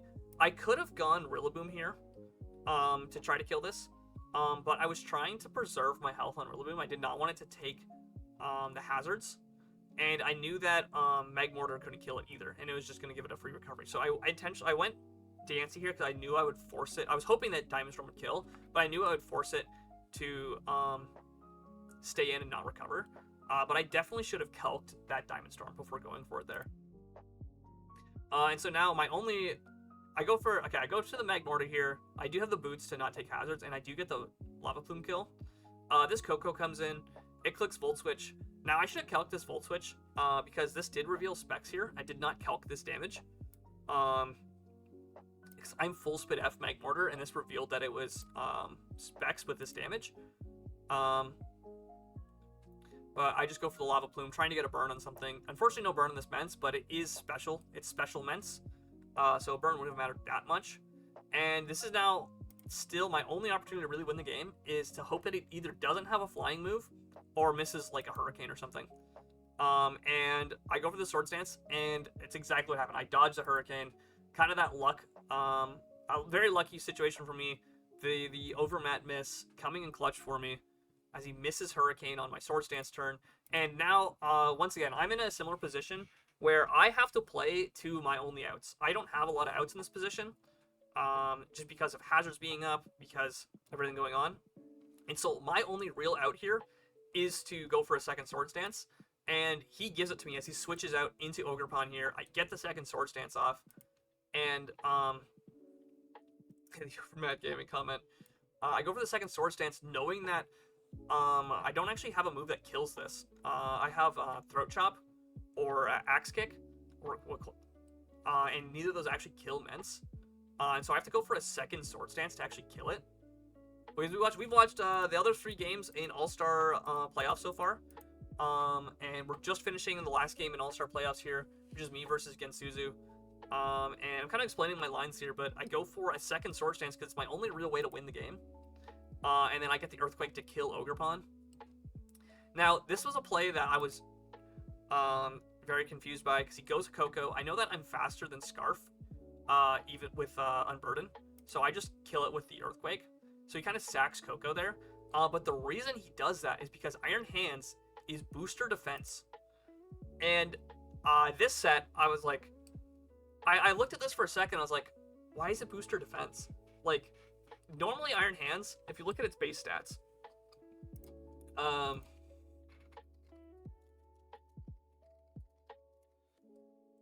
right, it has 108 defense and 140 attack.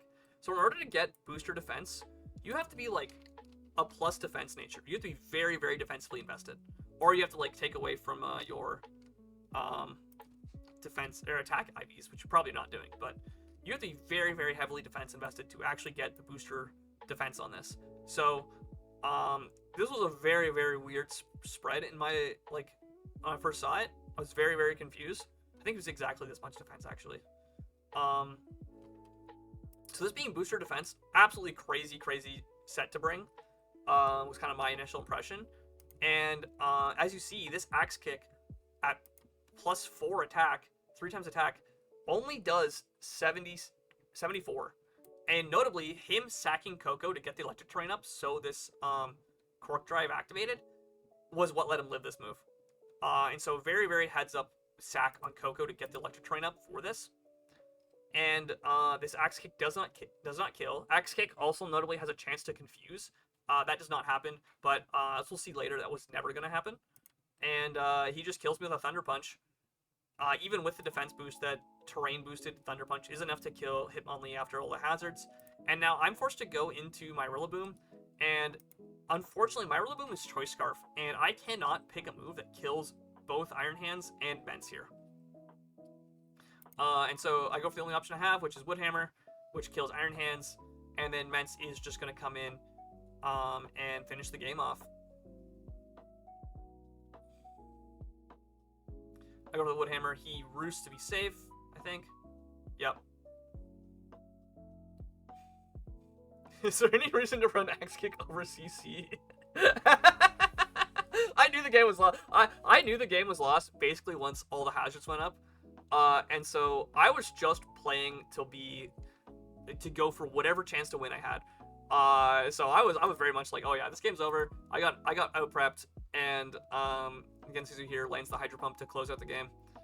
So a 1-0 victory, very close game. However, I do not think this game was close. It was only close because I went for the potential setup sweep with Hitmonlee in the end game there, and Gensuzu was forced to sack Koko to get the defense boost on Iron Hands. And as you see, Melodic full Fizz Def, Marvel Scale. Oh, it was Boots. Also, me burning him actually mattered a lot, actually. If I didn't burn him with that Lava Plume, that could have made that situation go a lot better for me. I didn't think about that until now. Iron Hands was Covert Cloak. So that's why, even though Axe Kick does have a chance to confuse, that was never going to confuse because of Covert Cloak. And it was full Fizz Def Swords Dance with Drain Punch. Very, very interesting set. The defense invested, absolutely winning that game for him. And he said in postgame that he was very, very scared of my physical attackers, and that's why he brought such a respectful set here. And then Iron Treads was Clear Amulet, which is why I didn't take the speed drops from Mudshot. Mence was basically max special attack, respecting. He didn't have Draco, but yeah, running the special set to catch my physical attackers or physical defensive mons off guard. And Ogerpon was just max speed, had to respect the speed tie against Diancie, and Koko was choice specs. I should have known this off the calcs mid-game. I did not actually calc that in-game, that was on me. But yeah, specs Koko. So very, very well played by Gensuzu, bringing very, very defensive game plan. With the full Fizdef, almost full Fizdef, Covert Cloak, Iron Hands. Very, very interesting set.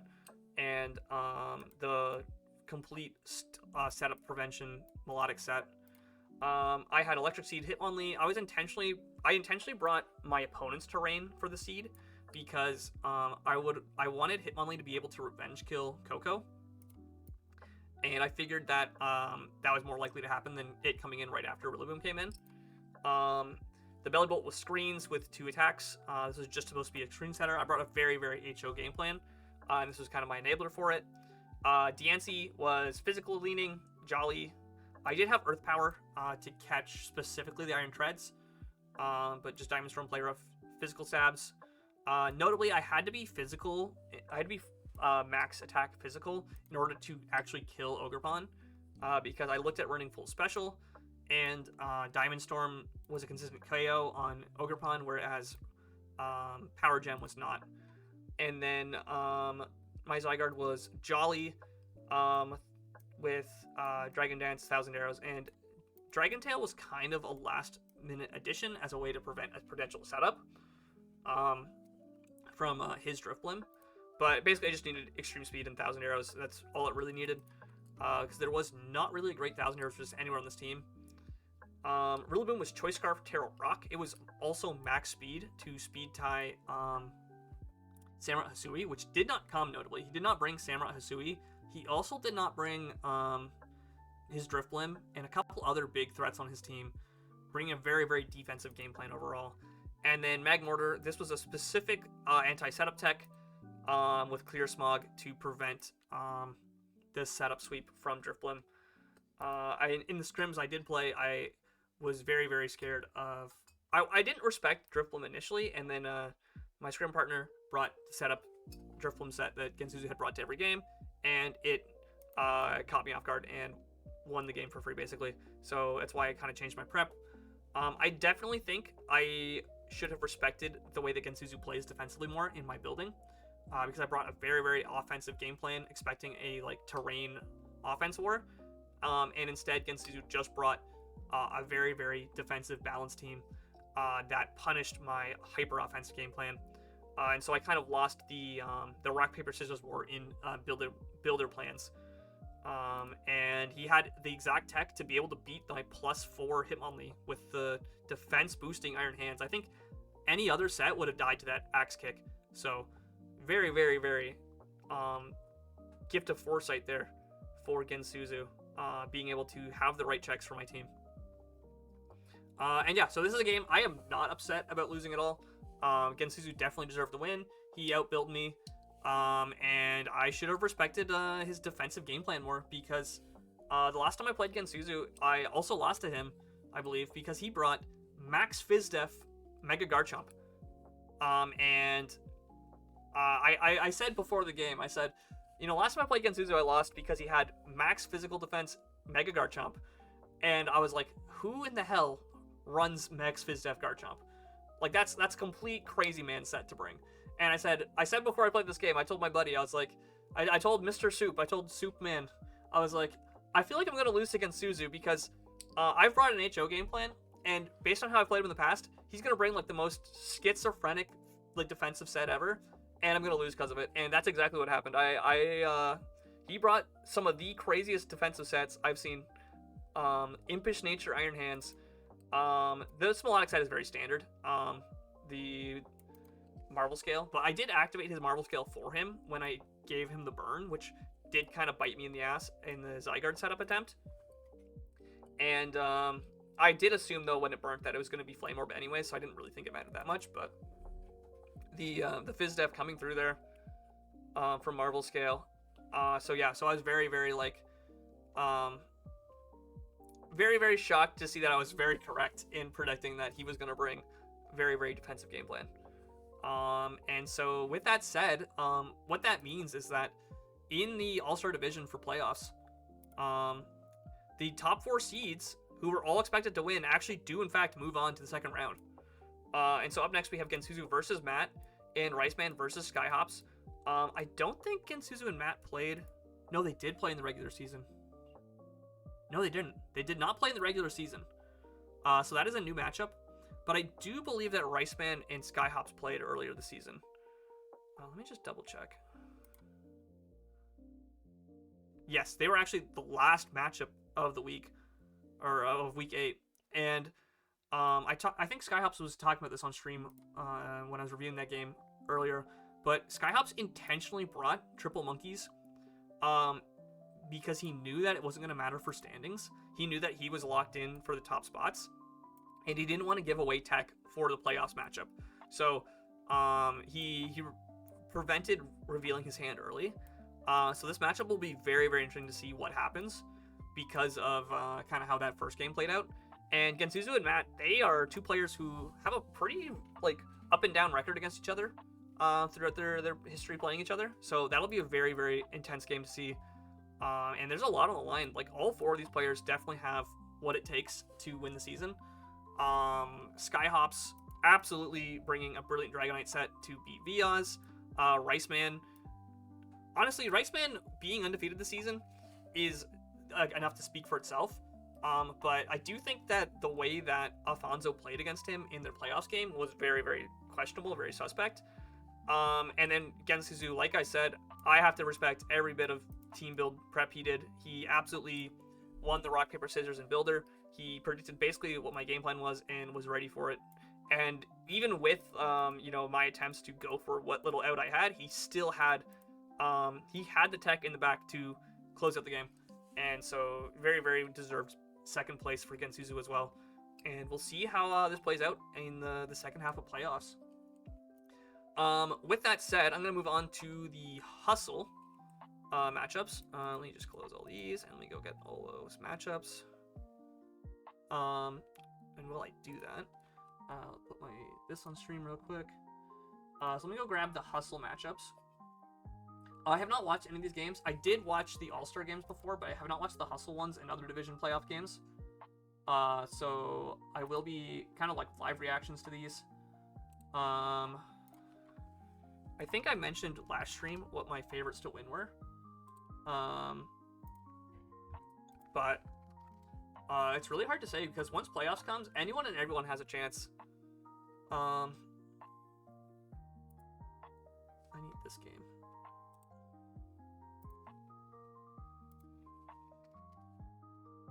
And there's a lot of very, very good players in the Hustle division who are fighting for their right to move up to All-Star potentially, especially given that this All-Star season, we had a lot of players move up from the Hustle division into All-Star. Notably, Viaz and Alfonso both moved up from Hustle and made playoffs. Dicey Rice also very, very close to qualifying for playoffs with the 4-4 race here. And a lot of and Roy Snover also got promoted to All-Star this season. Didn't have a great showing, but also definitely had a lot of learning going on this season for them. I think out of the players who moved from Hustle to All-Star, I think they had the most learning to do this season. I think Viaz definitely was doing his own thing. There were some games where I just did not agree with the sets he brought, but he won anyways, so maybe I just don't know what's going on. And Alfonso having a very, very up and down run, starting on a bunch of losses, getting a bunch of wins, and then ending up 4-4 at 0 net diff to just barely qualify for playoffs at the end. And Dicey Rice also in a similar position where they were really scared going into the season. They had a couple of rough games, and then they managed to make it a close race in the end to make playoffs. With that said, though, here in the Hustle division, Kung Fu Panda, absolutely undefeated, plus 25 diff throughout the season. And then Glumly also at 6-2, very, very dominant position here, the top of standings. And then we have a very, very close race between the 3-5s, 4-4s, and 5-3s. Panziska having a huge difference to get that third spot. Martin and Dorky, very, very close race for the fourth and fifth spot. They do play each other in the first round of playoffs. Fennec Master with plus 10 diff, but 4-4 record. Very, very interesting to see how they had a very dominant first half of the season and then barely scraped by a 4-4 record. And then Drightwake and Hamburger just barely qualifying playoffs against the other 4-4s with their higher diff. So with that said, we have Kung Fu Panda versus Hamburger, we have Drightwake versus Glumly, we have Panziska versus Fennec, and we have Martin versus Dorky. Was Steam Builder this one? So first up is the first match that was played was Panziska versus Fennec. I did say early season. I'm a little bit biased because Fennec is a previous All-Star alumni and also previously a mentee of mine. I did mentor them for a season briefly before they got promoted to All-Star. And so I've been cheering. I've been on Team Fennec the whole season. Yeah, they had a tough season, ending up 4-4 with a very, very solid team. So let's just get right into this.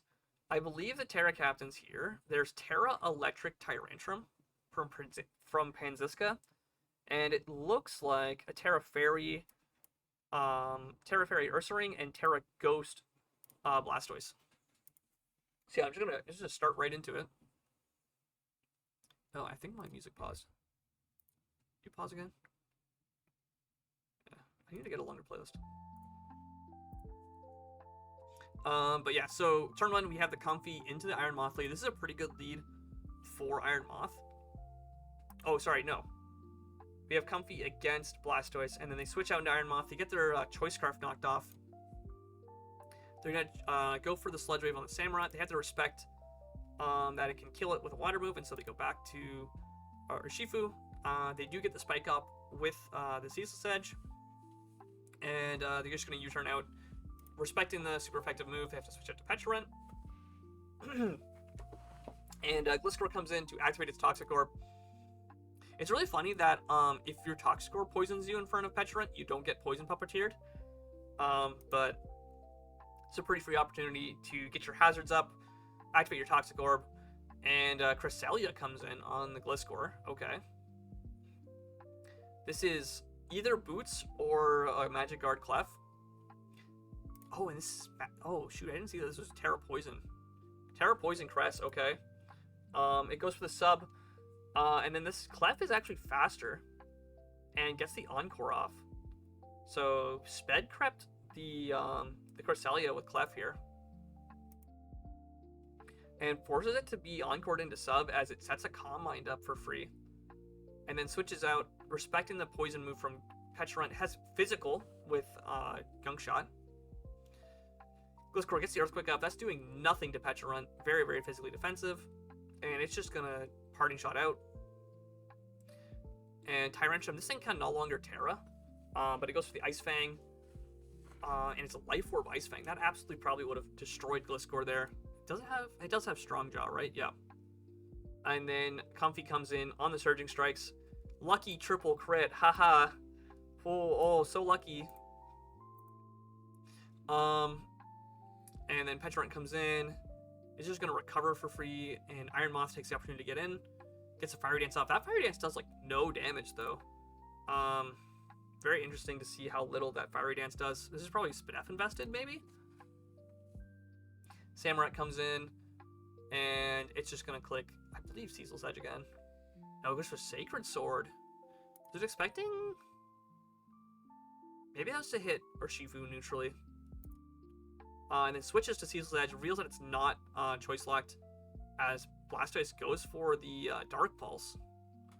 And then gets the Rapid Spin off to remove the spikes. Okay. And body presses to 1v1 the Samurott. Okay, so the over prediction here on this, what was it? Sacred Sword. Oh no, it just didn't do enough. Ceasel's Edge is 28. Over prediction on that Dark Pulse. I guess I was expecting Petrarent to come in to block the spin. And then now gets the spin off. And then gets the body press to win the 1v1, just barely. Very, very tight sequence of plays there of over predicting on the Dark Pulse, expecting the Petrant to come into spin, and then instead getting that rapid spin off and 1v1ing the Samurott, which was not Scarf, which revealed when it switched moves there. And then it gets the body press, but it doesn't do enough to Tyrantrum as it rock polishes. Okay. And goes to the Psychic Fangs. Okay, so it's revealed 2 of its moves. It's taking Life Orb Chip. Psychic Fangs does threaten a potential check, which would be Urshifu Rapid. And it's also now notably faster than Iron Moth. We have Ursaring come in. It Terra Fairies. That Psychic Fang does a lot. Oh my god. Maybe this is offensive Ursaring. It just rests. Okay. Maybe it was checking for like a potential rock move, and it clicks the Play Rough off of the Terra there. Goes back into Clef. It goes for the Terra Poison. Okay. Terra Blast Poison does do a chunk to Clef here. But it doesn't have a secondary chance to do anything. And this Clef can kind of just PP stall it. Unfortunately, though, has to respect the Petrant coming in. Notably, he goes into Iron Moth instead of Gliscor there. And then this gets killed by the Psyshock from Darkrai. Okay. It must be choice locked into Psyshock. He's going to click Play Rough, or Sleep Talk again. Gets the Play Rough once again. Urshifu Rapid comes in on the Calm Mind. Okay. Trying to get the Calm Mind in front of the Clef. Surging Strikes is not going to do enough here. But, yeah, the Stored Power does get the kill. So now you've lost your Urshifu Rapid into potentially needing it for some of these other mons. The Terra Blast not going to do enough to... It's probably Unaware Clef. I think it's Unaware Boots Clef at this point. There's a Nightshade. I think you had to go for Gunk Shot there, but Clefable not respecting it. And now goes Gliscor on the Gunk Shot. Okay. This game is very, very close because either player has a chance to win right now. This is going to recover on the Earthquake. This only has Nightshade to hit Gliscor and pivot. Darkrai comes in. Is it going to Ice Beam? Okay. Bad Dreams. Bad Dreams punishing the Ursaring there. Wait. How much did that Ice Beam do? Terrible Dream, yeah. Does 18, so not enough to kill there. This is just going to rest again. Gliscor comes back in on the Petrant. So I think between Gliscor and Ursaring, Fennec has enough to deal with the Petrant and the Darkrai, because it looks like Ursaring walls the Darkrai, and it looks like Gliscor walls this. And we've seen that the Cresselia doesn't really have a chance to set up against the Clef. So he's going to dual Wing Beat, which just barely kills Cresselia there. Holy, very, very close rolls. And then Petrant comes back in. I don't know why Petrant came in. I think you had to go Darkrai, because this does not win this 1v1 here. As soon as you take a turn to recover, this thing gets back a bunch of health. Darkrai taking the Rocks chip, adding up very, very important here. Okay. Goes the Clef. Gliscor comes right back in. And he just does not have anything that can 1v1 the Gliscor here. Yep, this is going to get Nightshade off. Is this just going to spam Nightshade until it dies? And now it Parting Shots. Okay, but you are super dead to Rocks next time you come in. This has the Ice Beam, but you have a full health Ursaring and a Clef that can come in. Okay. Okay, wait, that's progress, because now Clef is dead. Ursaring comes in. It's been asleep for no turns yet. The Play Rough comes through on the Sleep Talk turn. Now you go Gliscor. You wasted one turn of sleep. I thought the game was lost when Shifu died. Yeah, I think because the Darkrai couldn't beat Ursaring, that's kind of what dictated the game. Because that Ice Beam doing, I think, 18 to Ursaring kind of meant that the game was much more locked up than it looked like. But yeah, so even if he doubles here, you just go back to Gliscor. And I guess you get a Recover F, but you're not actually making any progress. Your only real hope is to stall out the Earthquakes, but you only have a single Earthquake, a single Recover left. Yeah, and you're just taking so much chip from rocks. I guess this is Boots, but... Darkrai's gonna come in, take more rocks, and now it's only got 2 Switchins left.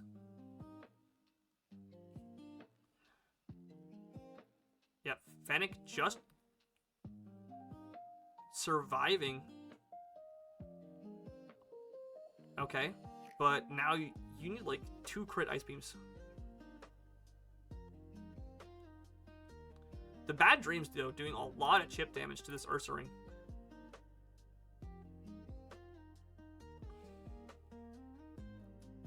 What's this in last move? It must have like Earthquake or something. Or maybe it's Curse? Okay. This is gonna use its last Recover. Okay, it goes for the chip damage. And this Darkrai's gonna come in, it's gonna be at 2%. Goes with Ice Beam, that kills Gliscor. It's only been asleep 1 turn, so you need like, yeah, even a crit I think does it here. Rock's OP, honestly, yeah. Rock's carrying that endgame there. And this is gonna wake up. It's gonna rest. This isn't Bad Dreams. Yeah, I guess if you miss Player if you lose. What was this thing's last move? Was it Curse? Bulk Up. Oh, that's even better than Curse. Okay, yeah. I guess this does get Bulk Up. This Bad Dreams, though, doing so much damage over the course of these turns. Yeah, even a crit here doesn't do it. You need to get 2 crit Ice Beams in a row to kill this. Oh, and he goes to the gamble. Oh, shoot. No, I think you should have rested there. Because double crit is like 124 squared, whereas this is a 10% chance to miss. If you'd miss this player if you lose the game. He did get impatient, yeah. But yeah, full Spit F Violate Ursaring. Makes a lot of sense there. This was just AV Fizz Def Blastoise. Okay. Boots Clef with the speed to get the jump on Cresselia. Very, very important speed creep there. Gliscor was full Fizz Def. This was Choice Scarf, Timid, pretty standard set. And this was Choice Band or Shifu. Oh, okay. Dang, that was Choice Band, and it did that little to Cresselia earlier. Very, very, very, very bulky Mon Cresselia. Tyrantrum was Life Orb. Max HP with Rock Polish. Okay. Very, very greedy spread here. Comfy was Lagging Tail with Trick.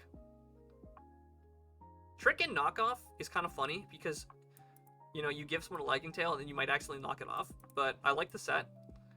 Very, very cool set. Petron was full Fizz Def. It just naturally tanked that, what move was it? The Fiery Dance and Sludge Wave from Iron Moth. Just naturally that much HP helped it live that. Cress was full Fizz Def. Getting shut down by the Clefable there. This was Assault Vest Samurott with a very Spit F, very, very Spit F invested. I guess that's why that Sludge Wave didn't do a lot. And then Darkrai was Choice Scarf. Oh, I never got a chance to Psyshock. I guess I wouldn't have done enough to Gliscor. Psyshock might have been able to kill Ursaring if they had gotten the kill on Gliscor, but yeah, the Rock's doing so much work there to weaken the Darkrai.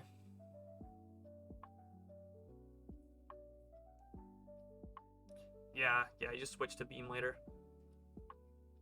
Ursaring just barely fighting through the nightmares to get that win. Very close game. And very well played endgame by Fennec.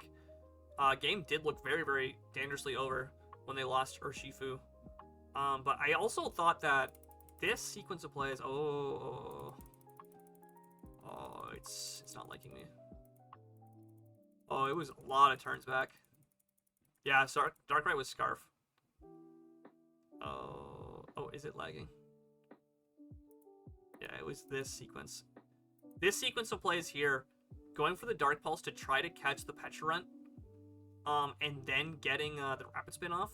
Also, the Fizz Def coming in clutch to live these moves from Samurott. Getting the spin off was huge, because these spikes would have made the game an absolute nightmare for Ursaring to navigate later on. And then getting the body press to kill Samurott. The max Fizz Def body press. Tyrantrum gonna tank this body press. That max HP actually coming in clutch. And then the Life Orb is gonna kind of chip it down. And then, so like at this point here, Ursaring takes a big hit. It's not Fizz Def. And it goes immediately for the rest. I think this rest was a little bit preemptive.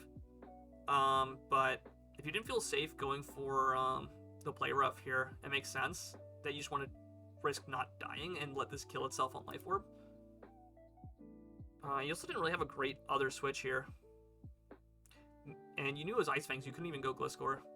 Does not get the bulk up on the flip, the turn there. And then this comes in, you go Clef because you know it kind of deals with it. And this Terra Blast Poison doing nothing. So yeah. Yeah, very, very close game at the end there. Anything else that was interesting that I missed? This Samurott spread was very interesting. I think Careful might be the wrong nature. I could be wrong. Bandor to Shifu.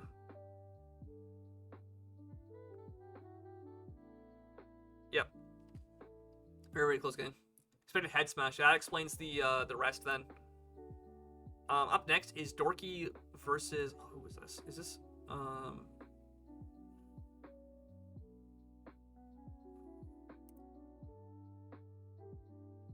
Dorky versus Martin. Okay, yeah. I always see this name, and I know it's someone who's frequent around here, but I always forget their actual name. We got Terra Poison Terrakion? Is there another Terra Captain here? I think it's just Terrakion. And then on this side, we have Terra Fairy on Skeledirge. Only Dirge can Terra, yep. Immediate Ice Beam on the Togekiss just gets a kill off the rip. Okay. Is this Scarf Rocks? Oh my god, okay.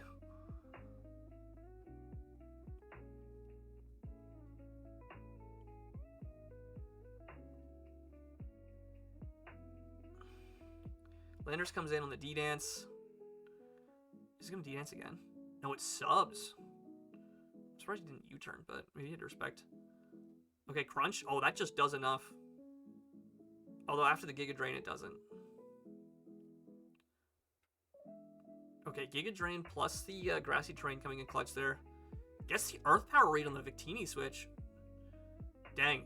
Playing right in their head here. Martin is. Victini. Lando comes in on the Victini as a Trick Rooms. Oh. Wait, it's still slower though. Or faster. Gets the burn off? Okay, he's cooking with the Victini set, I guess, but like defugs the Grassy Terrain and the rocks. Blue Flare. Is Victini still faster or slower in Trick Room? That Earthquake. Okay. Shelter. Okay. Get an Iron Defense Body Press situation here. U-turns out. Shelters again. Okay. I like how that's the Shell Smash animation. Toxics? Oh, okay. That's progress against this guy. Goes to Gyarados. On the Earth Power. That is this Specs? That's a lot of damage against it. Oh. Oh, was it a crit? Wait. Oh, it's unaware, so it doesn't actually see the Spadef drop. Oh, that's funny. I was like, wait a minute, it drops Spadef, but yeah, because of unaware, it doesn't actually see it. Goes to the waterfall and trades with this. Okay, this is still a very dangerous, very bad position for Dorkies, but Sneasler comes in, gets the close combat off on Moon. It's not Shookaberry. Blood Moon is going to kill this, and I think that's game. Because I don't think anything 1v1's bundle. Vacuum Wave getting a crit. Okay. Does Ice Beam kill this? It doesn't. But it's not rest. Okay. I think that's game.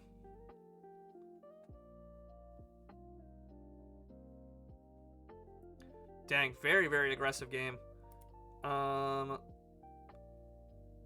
attack. This was no speed investment. Or no minus speed nature either. This is full speed Def Goodra with Iron Defense Body Press and Life Dew. Oh my god. Getting the leftover Zonk was actually pretty important on this. That recovery could have mattered. Gyarados was just max attack with Waterfall Crunch and Sub. Tracheon was Choice Scarf, gets the rocks up. Were the rocks worth it? Probably not. And then also Choice Scarf Togekiss.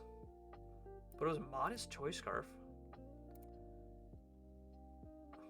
That Ice Beam crit, I think, did matter against Tracheon. It was it double specs? It was double specs. Specs bundle and specs Skeledirge. I think this was this attack boosting specs? I think it was. With Electric Terrain, and then Sneasler was Air Balloon. Air Balloon Unburdened, notably. Because that matters a lot into Blood Moon. But yeah, the very offensive Iron Bundle gameplay in there, just leading specs and clicking Ice Beam, putting in a lot of work. The crit did kind of matter against Terrakion, but Terrakion also had the opportunity to click Choice Scarf Close Combat, and didn't go for it. So, yeah, very, very close, very, very fast game. I wouldn't say a close game, very fast game. Yeah, that puts Martin moving on. So that's two different upsets, I believe. No, actually, no. Okay, Martin was favored to win there, just barely by the diff, but Fennec beating Penziska, that's a mild upset there. And then, oh, who is this? KPF4, wrong division. Let me just close this. Go Kung Fu Panda 4 versus Hamburger. With the IKEA ham tag. Rotom into the Volcanion lead. This is a pretty good lead for Rotom, I think, but this does just Terra Fairy immediately. Let me just double check. Terra Captains. This is Terra Fairy, and it looks like there's probably Terra Grass Hydrapple. I know most people that have Hydrapple have it as a Terra Captain, so I'm guessing that's the Terra Captain there. Gonna get the Toxic off, though. Looks like that's Spadef Rotom. Gonna Pain Split on Garchomp coming in. I think Garchomp's going to switch out to Slowking. Okay. Kung Fu Panda is just kind of clicking moves, and IKEA is trying to figure out, or Hamburger is trying to figure out what they want to do. Gets the Toxic off on Chi-Yu, though. Okay.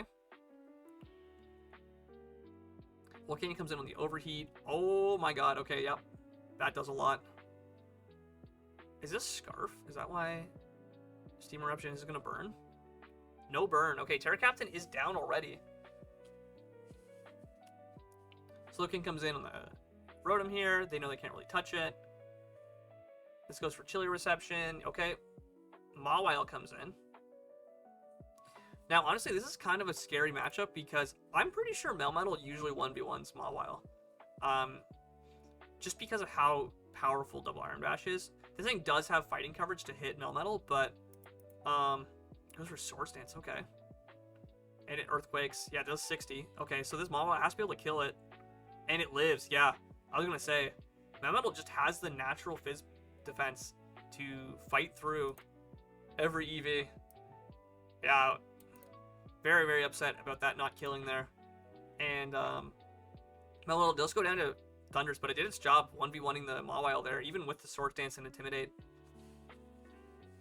And then Rotom is just going to pivot out again, just doing the same old song and dance. Chi-Yu comes in on the Slowking. He's got a free Dark Pulse, it looks like. This is Colbur Berry. And it Chilly Reception's out. Okay. Garchomp is in. This is a very good switch for Garchomp. Doubles to Slowking on the Hydrapple switch in. Okay. Sludge Bombs for 30. This is probably AV. This is Dragon Tails. That's why it was slower with the Dragon Tail. Probably predicting the Chili reception there. Draco's on the Slowking. That's going to do nothing. Is it going to just let itself die to the Sludge Bomb? Okay. This is a free switch into Chi-Yu, though. Mesprit comes in. Sets up Sub. To prevent the Toxic. Okay. Sludge Bomb does not break Sub with the Calm Mind. Okay. And now, are you going to Chili Route? Or is it going to Sub again? Dalmes is in. Pain Splits? What's the last move? Poltergeist attacked by the Key Berry. That's the one that boosts defense, I think. Is this gonna live? He lives. Oh my god. Does this have a move to hit? Body Press does nothing. No grass move. Synthesis? Is it Spin as the last move then? Oh, this Mesprit has just run away with the game. Because now... Yeah, Garchomp can't touch it. Surf Power's gonna kill. Dang, Kung Fu Panda with a very, very risky Mesprit setup attempt here. Paying off, though. Surf Power's gonna kill the Slowking. Yeah, you have just a billion stat boost. That's like, what, 140 base power or something? Oh, the crit Thunderbolt. Wait, is that enough? Dalmes? No, there's no way. Chi-Yu, I think, wins this. Is this... It's not Scarf Chi-Yu. Oh. Wait.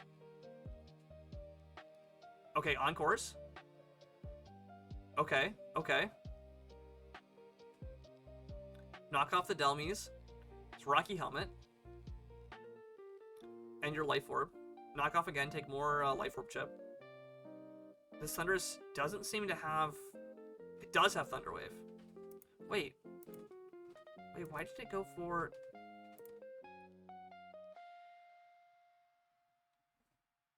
Why did he go for Thunder Wave here? Because that would have canceled... That would have messed up the Encore. I mean, it would have still kept him choice locked, but you get the Paralyze off there, and then this thing, when it comes back in, has a chance to win. I guess Rotom can 1v1 Thundurus. Yeah, he should have gone for the T-Wave earlier. Because then he would have been able to 1v1 this.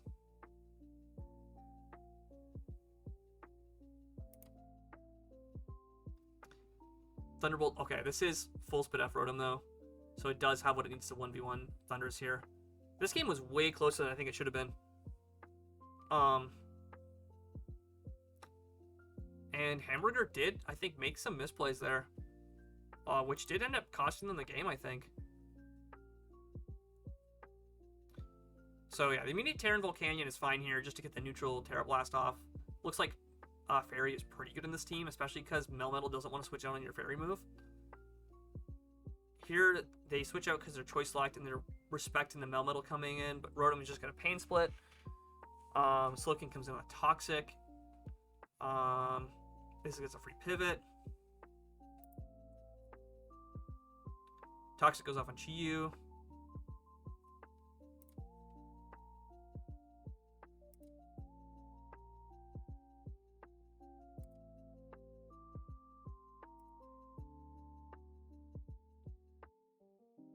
Yeah, I think the turns that I was very confused by. So, I don't know if this Brick Break was a roll or something. Living on 96, just barely Melmetal 1v1ing the Mawile there. This is a very good position for Kung Fu Panda right now. Thundurus is going to get the kill in Melmetal, though.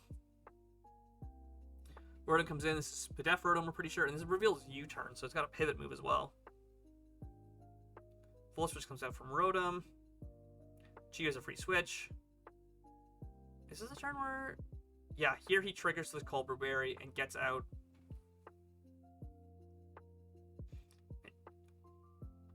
Does this thing ever switch moves? I guess he thought it wasn't Scarf based on how he played that. I don't really understand the Hydrapple versus the Hydrapple lines here. I feel like you could have just gone Rotom on this, but I guess maybe you don't make any progress against it and you're just switching out. This just U-turns out, gets more chip damage. Slowking comes back in. Drago's doing 0 to that. It's got to be like AV, right? And then this Mesprit line, this Mesprit goes crazy. But the whole Keyberry situation here, this, like, you're at 72. This Poltergeist, I would be scared that's gonna kill. Well, you're barely living on 3% there. Getting the pain split off. Yeah, this set was very interesting.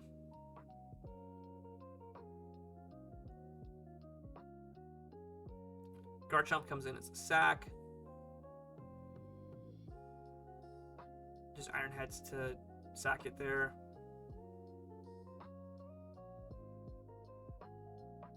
U-turn to break the sub. This U-turn on Thundurus being very, very clutch here. Like, this Thundurus... Oh, actually, that crit is... Okay, that crit there is actually what saved the game. Okay, that's... I thought there was something I missed on for why that game was so close, but it was the crit. Mesprit was very defensive invested. This was Assault Vest with a sassy nature, so Spadef invested. This was Specs GU. Okay, that's why that Dark Pulse did 50 to Slowking. Life Orb Valiant. I think Thundurus did misplay that endgame, but they're only in that endgame because of the crit. Melmetal was Punching Glove. Oh, it wasn't even defense invested. Oh. Wait, what was the spread on It was Adamant. Okay. Is that just naturally how much that does? What? Mawile. Mega. And this is Melmetal. Say the Choice Band set with max HP and no defense.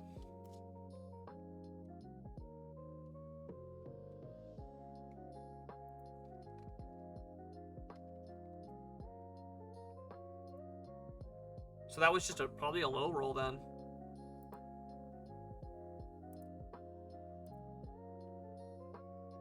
Oh shoot. So that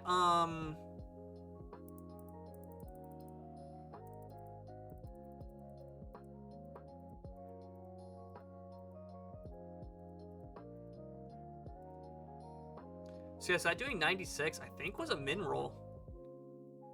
Approximately, because that had a very high chance to kill. If we skip to the end here, we can see that this was Adamant max attack Mawile Mega versus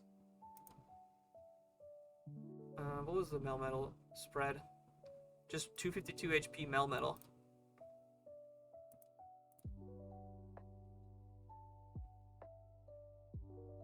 Yeah, so that was a min roll on the Brick Break. Granted, if it was like, I guess HP is better than defense against this calc specifically. But yeah, it could have had a lot of different items that would have maybe made that different. It was Punching Glove, probably for the Rocky Helmet and excuse me, Rough Skin Garchomp. So getting the min roll basically on that Brick Break, meaning that Mawile was no longer a threat.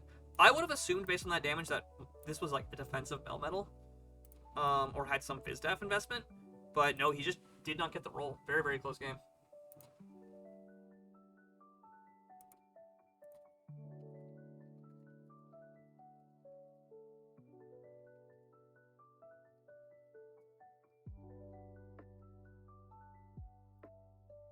So yeah, so Kung Fu Panda 4, that was actually surprisingly lucky. He looked like he was in a very dominant position, but this Mawile almost ran away with the game. If it had gotten a high roll on that Brick Break. And,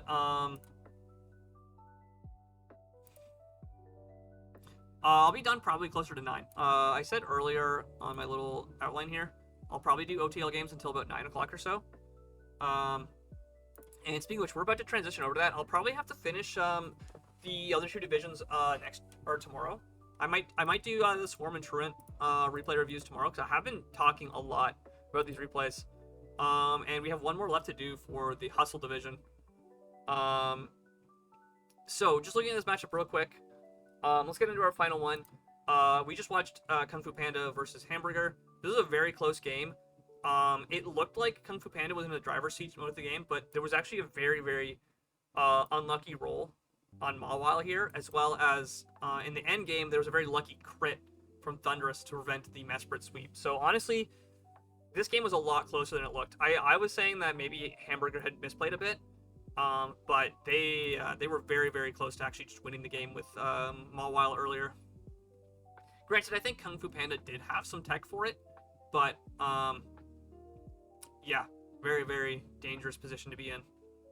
They could have just gone Iron Valiant against the Mawile, and Sucker Punch is never going to kill you. So, yeah, we'll be starting the OTL stream in a brief minute. I just want to finish this last Hustle game. And for all my NBA gamers, I'll do Swarm and Truant Division reviews probably tomorrow. Just because I have the free day for it. And I can talk more about some of my content plans. Speaking of which, if there's any Truant or Swarm gamers who would like to talk about matches on stream, let me know in my Discord server or in the NBA server. And I'm always happy to have guests. But over here, we have Glumly versus Drightwake. This is another Glumly having a very dominant season. Drightwake barely qualifying for playoffs. But both these teams look very, very threatening. Glumly has, I believe this is Urshifu single with Terra flying. And on the other side of the spectrum, we have Terra Fire Hoopa Unbound. So very, very dangerous Terra captains. Two very, very powerful dark types. I'm just going to get right into this. I'm going to try not to talk too much so we can get to our second half of stream. But Meowscarada leading off with the immediate knockoff on Sash lead Nihilego. It's going to get rocks up and then die. Okay. I do think that wasting Nihilego to get rocks up here maybe isn't ideal when there's a lot of really good removal options. Both Great Tusk and Rotom Fan love to get rid of hazards. Sorry about the... Excellent joke, streamer. Wow, they called us out on it. Let's go. Yeah, Flower Trick gonna crit there, knockoff. Like, Nihilego has very, very poor Fizz Def, so I don't think any of those calcs really mattered. But it does Suicide to get the rocks up. Corviknight comes in, gets the Helmet Chip as Rotom comes in, and then U-turns out itself. U-turn makes a lot of sense in front of Meow. This is gonna defog, so Nihilego did kind of die for nothing, but the Rotom does get Switch Initiative with a Volt Switch. I don't know why Corviknight came in on this. Gonna eat the Wisp on Rotom Heat, okay. Gonna Wisp again, as this does a slow Volt Switch.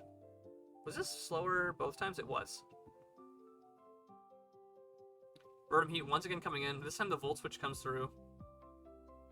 Hoopa Unbound, Terra Fires immediately. The Wisp doesn't matter. The Mist did not matter at all. This was immune to Wisp. Drain Punch. This looks like it's Fizz Def Rotom. Yeah, Drain Punch does nothing. This is Pain splits off the damage. Hyperspace Fury, though, does a ton with that stab bonus. Very very, very strong move. And this is Volt Switches out. That does nothing. Hoopa is very, very specially defensive. Oh, and it doesn't have Terra Blast Fire. Wait, why did this roost? This is probably... Maybe it thought it was slower? Okay, this is gonna Volt Switch. Rotom Heat just barely lives, but Trick Room ends this turn. Meowscarada gets a... No, he doesn't get the kill. It takes more chip from Helmet Corviknight. Okay. Rotom comes on the... This is Mega Zarf Y. Okay. Gets the Weather Ball off. Oh yeah, I remember this team. The Pseudo Sun with Great Tusk, Charizard Y.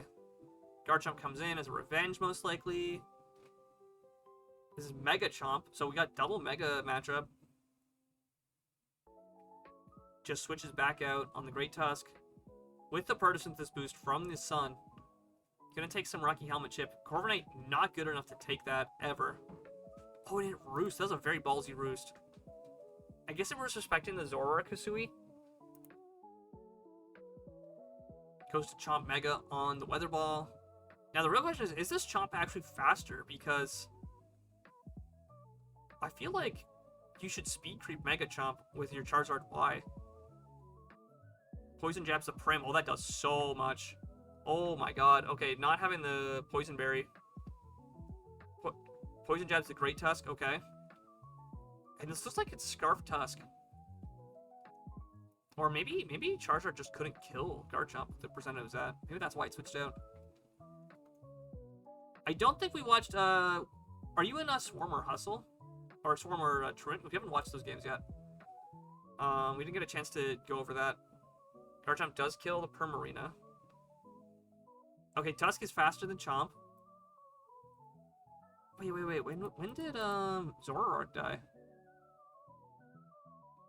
This is the Faker Shifu. It subs as in alluring voices. Oh. Unfortunate gamble from Glumly there. Getting punished for the sound-based move. Getting punished by the sound-based move. And it looks like Great Tusk might just clean this game up. This is actual Urshifu. We're going to close combat back. Is this Scarf? If this is... No, it's Life Orb. So it wasn't Scarf Great Tusk. It was just Fast Great Tusk. The Swarm. No, I've not watched the Swarm replays yet. Okay. But it looks like Charizard Mega Y should clean from here. I'm pretty sure it 1v1s Urshifu.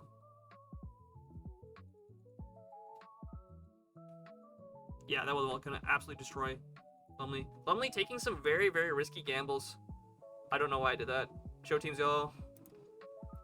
Nihilego with Sash. I do not agree with the Sash lead Nihilego Sack. I guess you're trying to catch lead Charizard. Makes sense. And also getting rocks up against a Megazard Y makes a lot of sense. But definitely did not pay off. Full Fizdef Helmet. Corv made a lot of sense into Great Tusk and Meowscarada. Granted, it got completely destroyed by that Great Tusk booster attack. Rotom Heat was Spidef, full Spidef, Rotom Heat. That was, so that was, okay, so that Drain Punch just was not stab, that's why it did so little. Zoroark was, we didn't get to see the set, but sub Nasty Plot. Should have probably just killed the Primarina when it was so low. Very, very risky sub there. Garchomp was max HP, and this was Life Orb with Terra Flying just for the defensive utility, Sucker Punch, just 4 attacks, Life Orb. Meowscarada was Boots. Charizard did not have the Dragon Pulse, which I'm pretty sure it gets to punish the Mega Chomp. Great Tusk was Choice Band. Oh, okay. That's why that did so much to Corviknight, even with the booster attack. Lefty's Trick Room Hoopa. I don't think lefties were necessary, but it didn't hurt. Mirror Her Prim. Okay, that's cool. I guess it was just meant to be like come in as like a prevent setup. Was there like a Shell Smash or something that we missed? Maybe. And then also Spidef Rotom Fan with the defog. I don't know what exactly I wanted to mirror her, but if we look at Glumly's roster real quick, let's just take a look. Because I think there might be a Shell Smasher on here. There's Ribombee or Superior. Maybe it was for Nasty Plot Zoroark? I don't know. Maybe it might have just been for Ribombee to get the Quiver Dance. Like if Quiver Dance is a bad matchup for you, then Mirror Herbing that is probably pretty big. So Glumly, unfortunately, takes some risky gambles. I don't think the lead... I was not a big fan of the lead Nihilego. I think that it just gave Meowscarada way too much pressure early, and then the rocks just got defogged pretty freely from Rotom Fan. They didn't really have a good answer to Rotom Fan, just defogging rocks. So I think going for the... Oh, Nasty Plot from Rotom maybe. But like, you're slower than Rotom, so I don't know. Scarf Nihilego could have taken lives, yeah. I don't think Sash Lead Nihilego was bad. I just think that running it in that specific situation wasn't ideal. Because Nihilego is a really good check to Charizard Y. You can actually take a Scorching Sands on the special end pretty well. And you're also faster and can kill with a rock move. And, yeah, like, you had your Fizdef Corviknight to come in on the Meowscarada freely. So... That said, Dragwake also did not respect the potential Scarf Nihilego.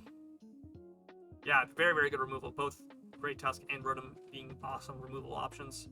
And then going for that very greedy sub against Primarina, I believe it was, even Glumly was like, I think that was a bad gamble on my part. This sub here in front of Primarina, when they're just like, this thing is basically dead, so it's sack fodder. Yeah, very, yeah, he even says like it was a bad gamble. So that's gonna be the game, and Drightwake, that's another upset actually. Drightwake is gonna move on into Hustle Finals. So I believe we have Drightwake versus Kung Fu Panda, and Fennec versus Martin as the next matchups. I think it might have been Liquid Voice, actually. That's a good question. I know usually when you run that move, you're running Liquid Voice. No, it was just Torrent. It was Alluring Voice, not Psychic Noise. So it was just strong enough to kill because of Modest Prim being a very, very strong special attacker. With that said, I'm going to briefly pause the stream and rename our stream category. Just going to have two different uploads to separate the two leagues. And we're going to transition over to the OTL League. I will be back with Swarm and Truant later this week, probably tomorrow. Yeah, the fairy move also makes a lot of sense into the Urshifu here. If it run like sub Sucker Punch type setup. So yeah, the Alluring Voice, very good fairy move there. I guess it's stab too, so that makes sense.